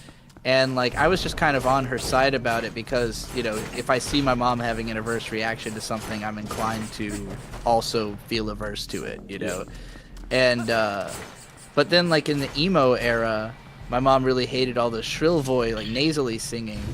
And like a lot of that stuff, like I would have been into if not for, my mom complaining about it so much. There's certain songs that like later in life I was like, man, I would have really actually liked this unironically if I didn't have, someone telling me it sucks and being actively annoyed at it. It's that meme. They say X is really cool and you don't have someone in your ear yapping about why it Yeah. sucks. It's that with your mom. I've had that exact Exactly. feeling so many times because mom makes fun of something and now it feels stupid. It's like what I said Yeah. earlier about like watching movies with people. Like depending on who you watch it with, it can totally change how you're viewing it because you're kind of seeing it through their eyes. Yep. That's why, like, I just hate listening to my music with other people in the car unless I know for sure that they're not going to be judgmental. But, like, even then, I can't get fully immersed in it because I'm just thinking about the other person judging me. For sure. Fucking I've sucks. felt that plenty of times. And yeah, I'm more likely to just avoid putting on, like, if I don't think somebody is enjoying it, I'm just not gonna, you know, put it in front of them. Just like, feels nope. like I'm imposing garbage onto somebody. It's not a good feeling. Luckily, I don't have to make any assumptions when it comes to Bird, because if he doesn't like it, he's gonna say, no, turn that off. I'm not listening to that. I feel very cozy playing my music with Josh because I like ask him all the time, like, so Josh, does my music like irritate you at all? Do you find it like cringy? Do you not like how it sounds? And he's like, he tells me that at his work they have people like playing the radio over speakers all the fucking time, even though he works in a warehouse. It's like, I guess like different people take turns playing their music, so he'll hear the same crappy ass fucking songs a million times. He says he is happy to listen to my music because at least it's different from what he normally hears. So that makes me feel good. He actually told me recently he added a few songs to his playlist because he liked them, hearing them on mine. It's like, I don't know anyone who's ever done that before. I've never gotten someone into a song. That's not true. I got one guy into Proto Men, but that was like ages ago. Nice. I've gotten tons of people into tons of music, so yeah, that hasn't been my problem. But more so the issue I have with listening to music around other people is that most of what I listen to tends to be like intense and like involved, you know, like it is very like one person by yourself type of music. Yeah. Whenever I'm trying to put on music like for a crowd or to set a mood, it's like I have to spend a lot of time agonizing over like, okay, what is actually, like, what do I listen to and want to hear right now that would actually be acceptable in these circumstances? I definitely like overall listen to less music than probably ever before these days, though. Mostly listen to music when I'm like taking a shower or something. I have a funny example of my mom being a hater on some music that I really liked. I was just like, I think we were driving to Tennessee to visit my brother or something, so it was a long fucking drive, which is why I played my music with her in the car, even though I know she's annoying. It was the opening to Serial Experiments Lane. Nice. Yeah, I fucking love that song, and my mom is just like, she's like, why is this the same thing over and over again? I would get so fucking mad. Yeah, if my mom started shitting on the Lane opening, I'd be like, you need to stop right now. Like, I'm going to get upset with you. That is the kind of thing my mom would do, is like exactly that. Like start making, like, you know, like noises. Expressing to me that she thinks it's annoying by being more annoying. Yeah. You know? It's like, well, you know, when she does it, it actually sounds good, but, you know, you've made it horrible, and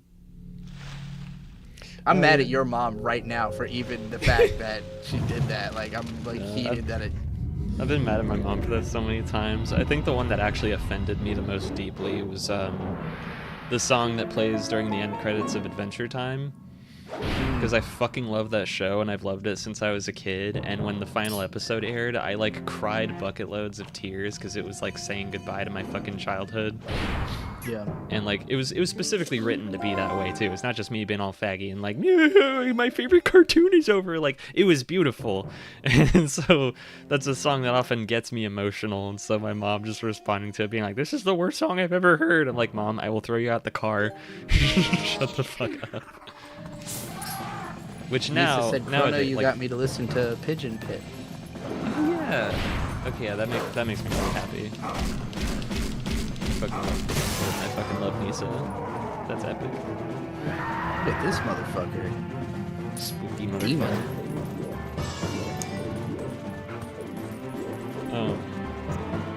But yeah, nowadays I feel much more confident. When people talk shit about my music opinions, I just tell them to shut the fuck up.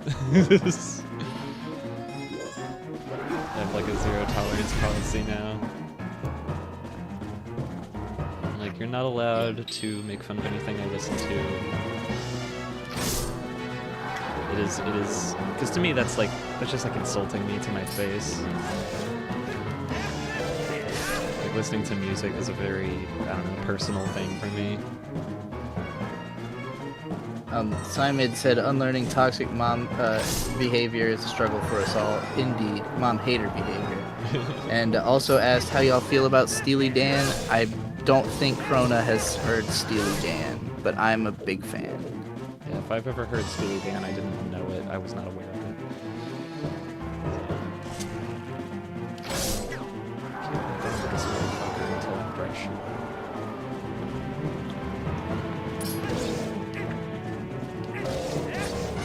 Cowtool said, I showed my mother-in-law Duvet and she loved it. I knew it'd fit her vibe though. Yeah, my mom's vibe is very limited and not easily accessible.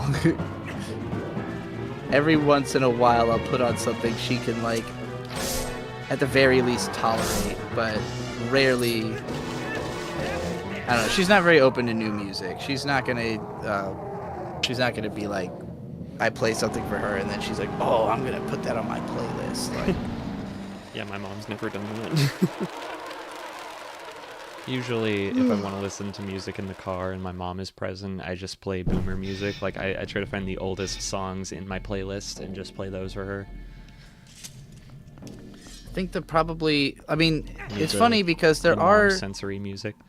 There are things I got my mom into, but it was because, like, we used to drive together a lot, and I would always burn CDs of bands that I liked, and I would typically burn the CDs in the order of how much I thought my mom would tolerate each song. And so there's certain stuff that we just listened to so much in the car that she got used to it, and now, like, I want to say Tool would be a good example of a band that I don't think she had any inclination towards naturally, but I put them on so much when I was a teenager that now it's all on her phone as, like, nostalgic, you know? Because most of what she listens to is nostalgic. It's like stuff that she was already listening to a long time ago. And, like, I don't know, maybe every 5 years she'll get into a new band to add to that. Also, a lot of what she listens to is, like, bands that she personally knew or met at some point. Steely Dan does indeed rule. Simon says, Krona, listen to the album Age Up by Steely Dan. It's groovy psychedelic jazz with a dad rock kind of vibe. I cannot see Krona being into Steely Dan at all. Okay. Krona listens to like exclusively like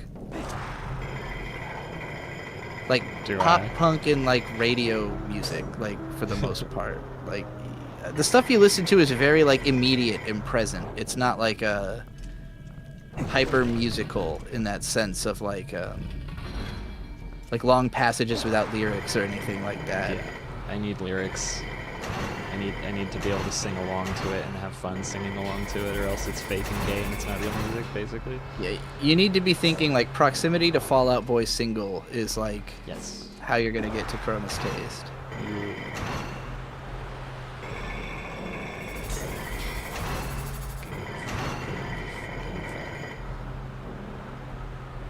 This Beyblade is not very easy to control. Let it rip. Let it rip. Let it rip. Fuck. Steely Dan has good lyrics, but it's not the kind of... Krona likes emotional lyrics with, like, a clear statement. Steely Dan is, like, weird, ironic story songs and shit, like, and their music is not, like, very like, it usually takes, like, 30-40 seconds into a song before they even start singing in a Steely Dan song. I think by that point Krona would have totally dissociated and, like, not be paying attention when the lyrics come in. More or less. I don't mean any of this as an insult, by the way. This is just the way it is. A lot of people are like that. Yeah. Bird doesn't have, like, a super broad, like, music. Like, he could be in the same room as a Steely Dan song and be like, oh yeah, that was a good song. He's never gonna choose to listen to that or remember what it was later, you know? Yeah. Fuck, fuck, fuck, fuck, fuck. Okay, that was. Whereas I'm sitting here and I'm like, I know the words to almost every Steely Dan song. Like I could play the whole discography inside my mind practically. Like, because I've listened to most of their songs like hundreds of times. And that's why I'm like going through it in my brain. And I'm like, I can't think of one Steely Dan song that I think Proto would be like, oh yeah, put on fucking Peg again. Like, that's like the closest one to something you would like.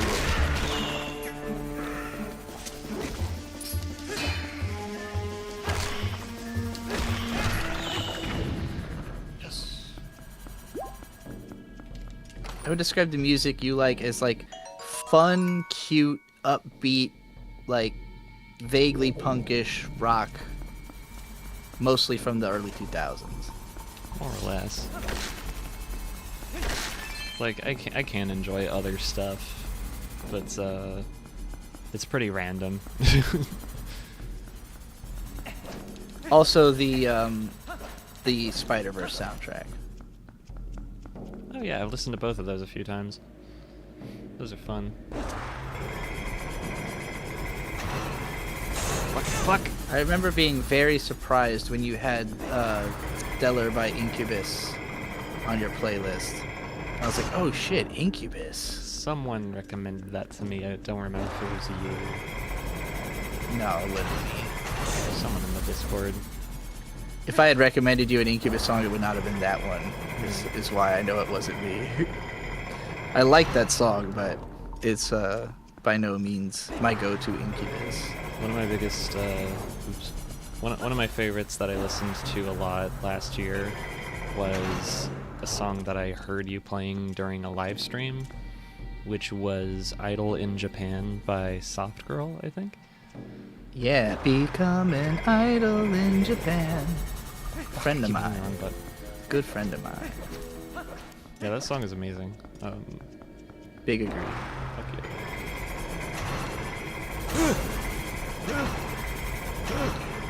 Okay, I'm a genius. Yeah, Jeff Burgess, aka Soft Girl, aka Just Fern. Probably the most underrated songwriter alive.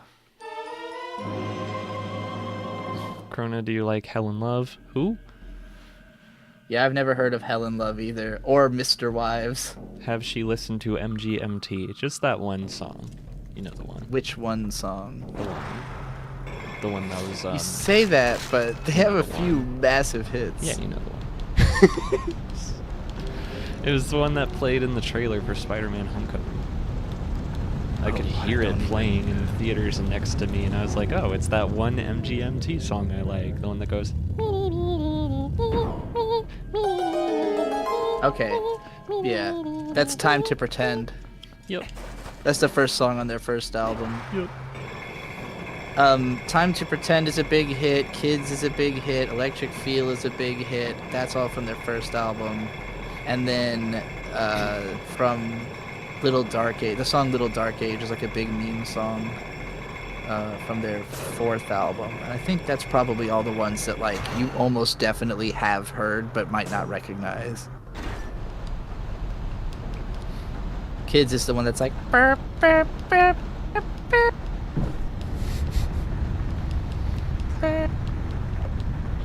I think they played Time to Pretend for the Minecraft movie trailer or something similar. That sounds right. It annoyed the piss Which is out of me. really funny. It annoyed the piss out of me because I hate when they like censor songs and do like a really bad job of it. And that Yeah. was one case where I remember they that. did like the first line of a verse, skipped like half of it, and got to the end of the verse where they say, "Now let's have some fun," because they want to skip all the shit about Yeah. like choking on your vomit or whatever. Can't talk about the part with like I'll man the island and the cocaine and the elegant cars and all that stuff. Yep. Can't talk about cocaine and prostitutes. This is a Minecraft movie. Like, then why'd you pick that song, you fucking egghead? God damn it. I remember seeing that trailer and cracking the fuck up in the theater.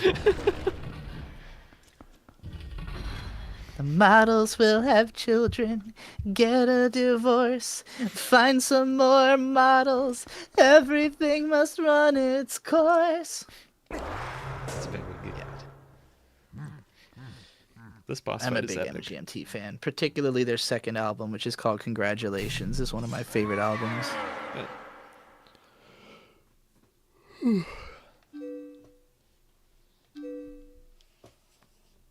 But that one doesn't have any major hits on it.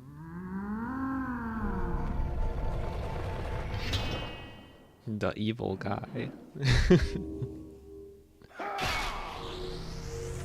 Today is very much a today is not. I could tell from the moment I woke up, today was not going to be one of my best days. Doing this live stream has helped me feel much better. I'm just thank God. very relaxed right now and not worried about anything. It's a good feeling. Yeah, I've been having a pretty good day. Yesterday was kind of fucked up because I had had some fucking heinous nightmares about getting covered in poop the night before. I was not happy about it, but today things have been. I had actually perfectly fine dreams. No real complaints. For some reason, I was in a Toronto airport and I had this I had some kind of musical instrument that was like a little planter full of golden plants, but if you touched the plants, it made sounds, and it was like a plinky little keyboard of golden plants, and I was like, this is cool. Surprisingly pleasant for one of my dreams, which are usually fucking heinous, awful nightmares. Look at this man's. He's all half buried in the sand. I feel like this is one of those heavily belabored boss conventions of like boss in the middle of a sinking pit. I know another. I think Wind Waker had a boss like this too. The difference between that Wind Waker's boss fights are all sneaky, and this is the best boss fight ever. And I think maybe the Minish Cap has a boss like this as well. Not sure. But yeah, this is pretty cool. It's funny because I generally feel like the bosses in this game are not that good. This one's epic. It's just the spinner. The fucking spinning zombie zombies. armies popping up and shit. The fact that he's like a Yu-Gi-Oh card. It's like the best compliment. This monster looks like a Yu-Gi-Oh card. Yu-Gi-Oh cards looked so fucking scary and intense when I was little. What the fuck? Can't I get back on my top? I'm not allowed.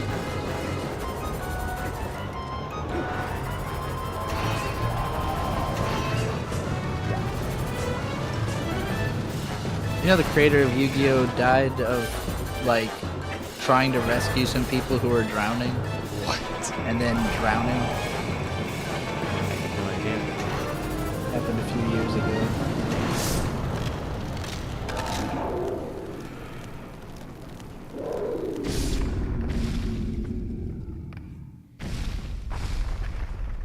I mean, that's like, that's crazy. The Yu-Gi-Oh creator died saving somebody. True hero. Normally when you start a sentence with like, did you know that rich and famous person, blah, blah, blah, I assume you're going to say something horrible. That's horrible that he died. It is, drowning. but, yeah. It's a shitty way to go, but yeah, he was trying to do something heroic. Yeah.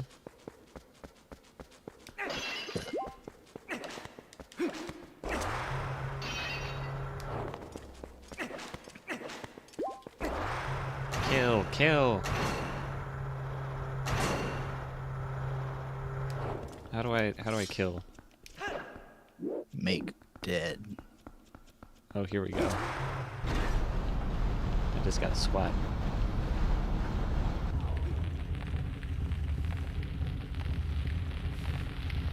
Simon said, just like Joey jumping off the boat to Duelist Kingdom to save Yugi's Exodia cards. Yeah, pretty much. Pretty much just like that. Say goodbye to Exodia! The episode cracked me the fuck up because I swear that evil character is like a real guy who's been to every Yu-Gi-Oh tournament on Earth. We've all met one. This fucking fight is still happening. Oh yeah. Whole Epic second win, thing. big chunks. Ooh, chungy mungy. Thank you for the gold, kind stranger.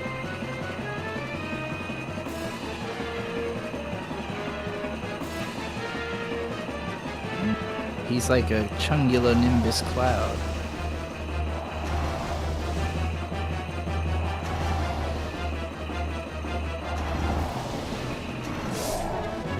Oh shit. Yeah, that's a cool way to attack.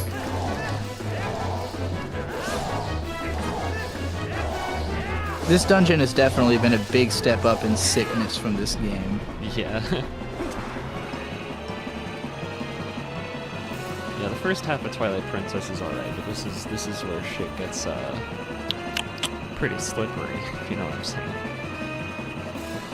Slippery coochie. Oh, what the fuck? Get back up there.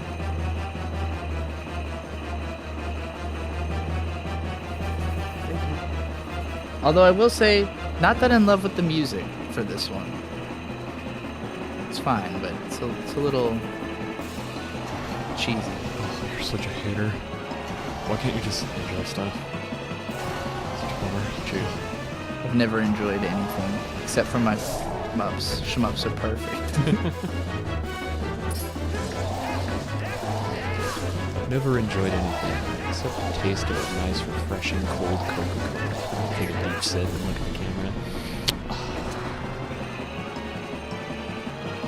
There is something really magical about like when you pick up a game that you didn't know anything about the music and then it turns out the music fucking rules. Yeah.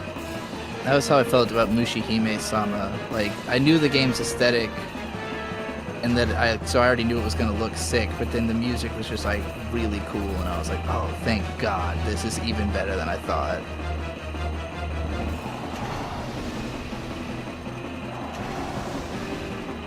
It's the only game I think I've ever played where the music reminds me of Phantasy Star Online, which has a very unique sound.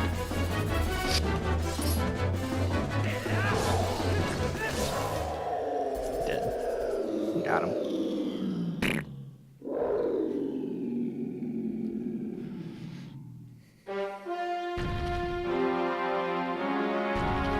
It's a good fight. Alf Rule said, anyone know how to feel like a real human being instead of feeling alienated of society and life itself? Eat cabbage, I'm telling you. It'll do the whole job. Just a daily intake of 1 ounce of cabbage, you'll be fine. Trying so hard to get us all cabbage pilled. I need everyone to start eating cabbage. The cabbage pill. My cabbages! You can even think about that every single time you eat the cabbage. Think about how funny that guy was. These cabbages.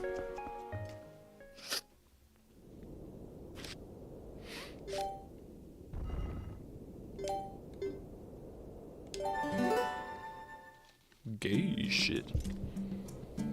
Rush Hour 3, gay shit. Rush Hour 2, gay shit. Rush Hour 1, gay shit. Jackie Chan, use a bitch. That's from the classic Fuck Jackie Chan by Benny Trung, which I don't know where to find online anymore. The video fucking disappeared. Hopefully it's somewhere in like the Internet Archive or something. Used to be a tradition, if I got really shit-faced, I had to introduce somebody to Fuck Jackie Chan, but I don't know where to find it anymore. I assume Jackie Chan got it erased when he found out about it.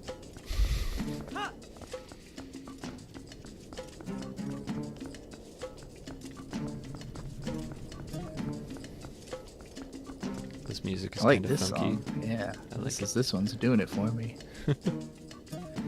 This could be remixed into a sick hip-hop beat. The mirror chamber. I like the idea of this little spinning top Beyblade thing being like an ancient artifact like other people have had to use before, like some fucking ancient monk sitting on his spinning top getting to the top of that statue. It is time to perform the ritual. Here. Let it rip. Oh yeah, that's right, Cow Tools, you did find that for me. I forgot Cow Tools went and found Fuck Jackie Chan and sent me a link to it somewhere. Yeah, good work. Coldster said I learned about Fuck Jackie Chan from Digibros. I learned about it from Your Movie Sucks. Yeah, I remember you saying that all the time. Fuck Jackie Chan because it did not have the contents. Caribou says, how is this version of Twilight Princess? So far it's my favorite way to play the game, probably. It's got like, even though it's based on the GameCube version, I think it looks better than the Wii U one, and it also has lots of different toggles, like different mods and cheats and stuff, so you can enable all the quality of life features the Wii U version had. Oh yeah, I which was is really kind of nice. expecting you to have installed the Linkle mod by the time we played. Yeah, I saw the So trailer. apparently I'm you can do that. not really a fan of how the Linkle model looks, personally. I see. Just the proportions are weird. It's whatever. But girl Link. Stinkle. I guess I'll have to look at it and see how I feel about the model myself. But yeah, I think if I ever feel like playing Twilight Princess in the most convenient way possible, this would be the one I go to. Especially because it also added fixes that the Wii U game did not. Like, for instance, making it, you can... I think it defaults to on, but this version has a setting so that Midna's lament will not get interrupted by the fucking enemy encounter music. Preserves the vibe perfectly during a really emotional, tense scene. That's very good. That seemed like a huge improvement. Yeah. And I know that that was a big deal to a lot of people who played it on the Wii U. They were like, why didn't they fix this part? No, the thing is Cowtool said I didn't do it for you, I did it for me and the greater world. Yeah, but you also did it for me. Because I needed it more than anyone else did. Everyone else will appreciate it. I will be forever grateful. Simon said, my question is, why did Zant leave one shard of the mirror here and not also hide it somewhere like the rest? Cinema Sin's ding moment. I have to assume it's just so that I would know it's broken into pieces, just to really rub it in my face how he ruined my life. Yeah, Like, I didn't just steal it, I stole it and broke it. Fuck you. These sages are so fucking weird. I am not a fan of how these sages look. You know, in like Ocarina of Time, how all the sages were like different characters from different parts of Hyrule, their own unique personalities and character designs, and these guys were all just like old men, weird floaty head. They look exactly the fucking same. Ganondorf. Oh shit! It's about to go down. I'm sorry, Ganon. It's Dwarf? that man. Ganon with a dwarf? That man. He's that one guy from that one video game. You remember him? He didn't look like that, but I do remember him. Mr. Dwarf?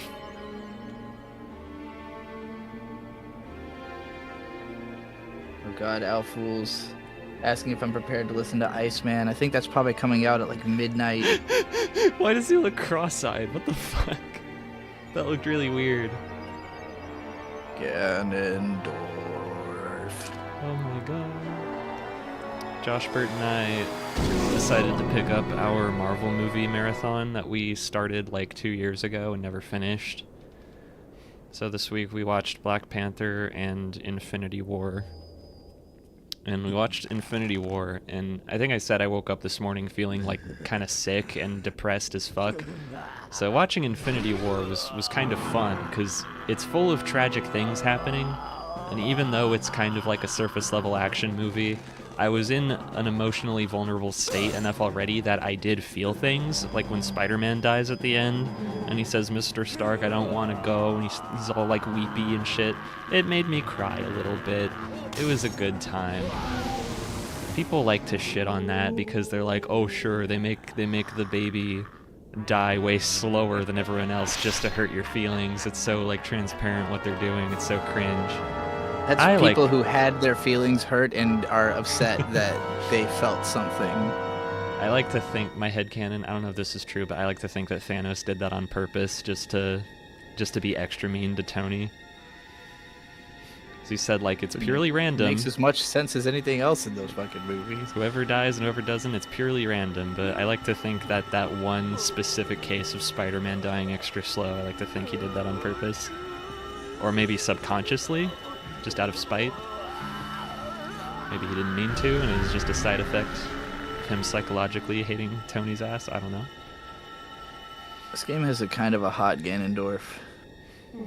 Yeah. I like Marvel movies. I like some of them, at least. Marvel. I like the good ones. The next one in the series would be Ant-Man and the Wasp, which we will be skipping because that movie has nothing of value, if I remember correctly. It's alright. It introduces Ghost.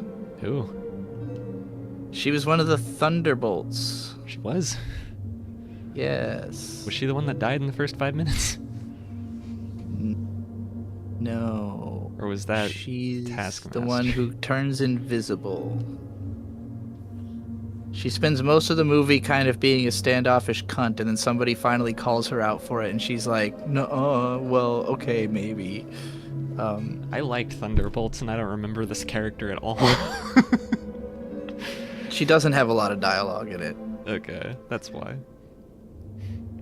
Well, we're probably going to watch Thunderbolts again sooner or later, because I really like that one. So, I think next we're watching Captain Marvel, which I didn't like at all the last time I watched it, but I'm hoping, you know, maybe it'll be better this time. Black Panther was a lot better this time. Captain Marvel's kind of ass. Damn it. But then I haven't seen it in like 5 years either, so... Yeah. In the case of Black Panther, I think a lot of it was just over my head, because when it came out, I was still pretty, like, young, and, you know, I went to, like, an overwhelmingly, like, white people school, like, redneck hillbillies who live in a sundown town, so I had, like, no perspective for, like, black culture or how any of the themes in that movie would mean something to anyone other than myself. I was just like, I don't get it. It's just like a mid-superhero movie, Yeah. whatever. Watching it now is much more fun. Jojo Weirdo, good luck with your final.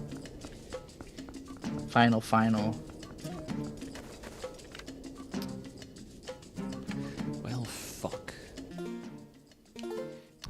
It's been like 3 hours. Do you want to wrap up the stream? Yep, Okay. let's call it here. I need to go eat some cabbage. Me too. I'm gonna go to the Cabbage cabbage store. And by cabbage, I mean kimchi. Shoujo Weirdo said, gonna go take my last final of the semester. Wish me luck, y'all. Good luck. Good luck. See ya, gamers. Good stream. Meow meow, everybody. Bye.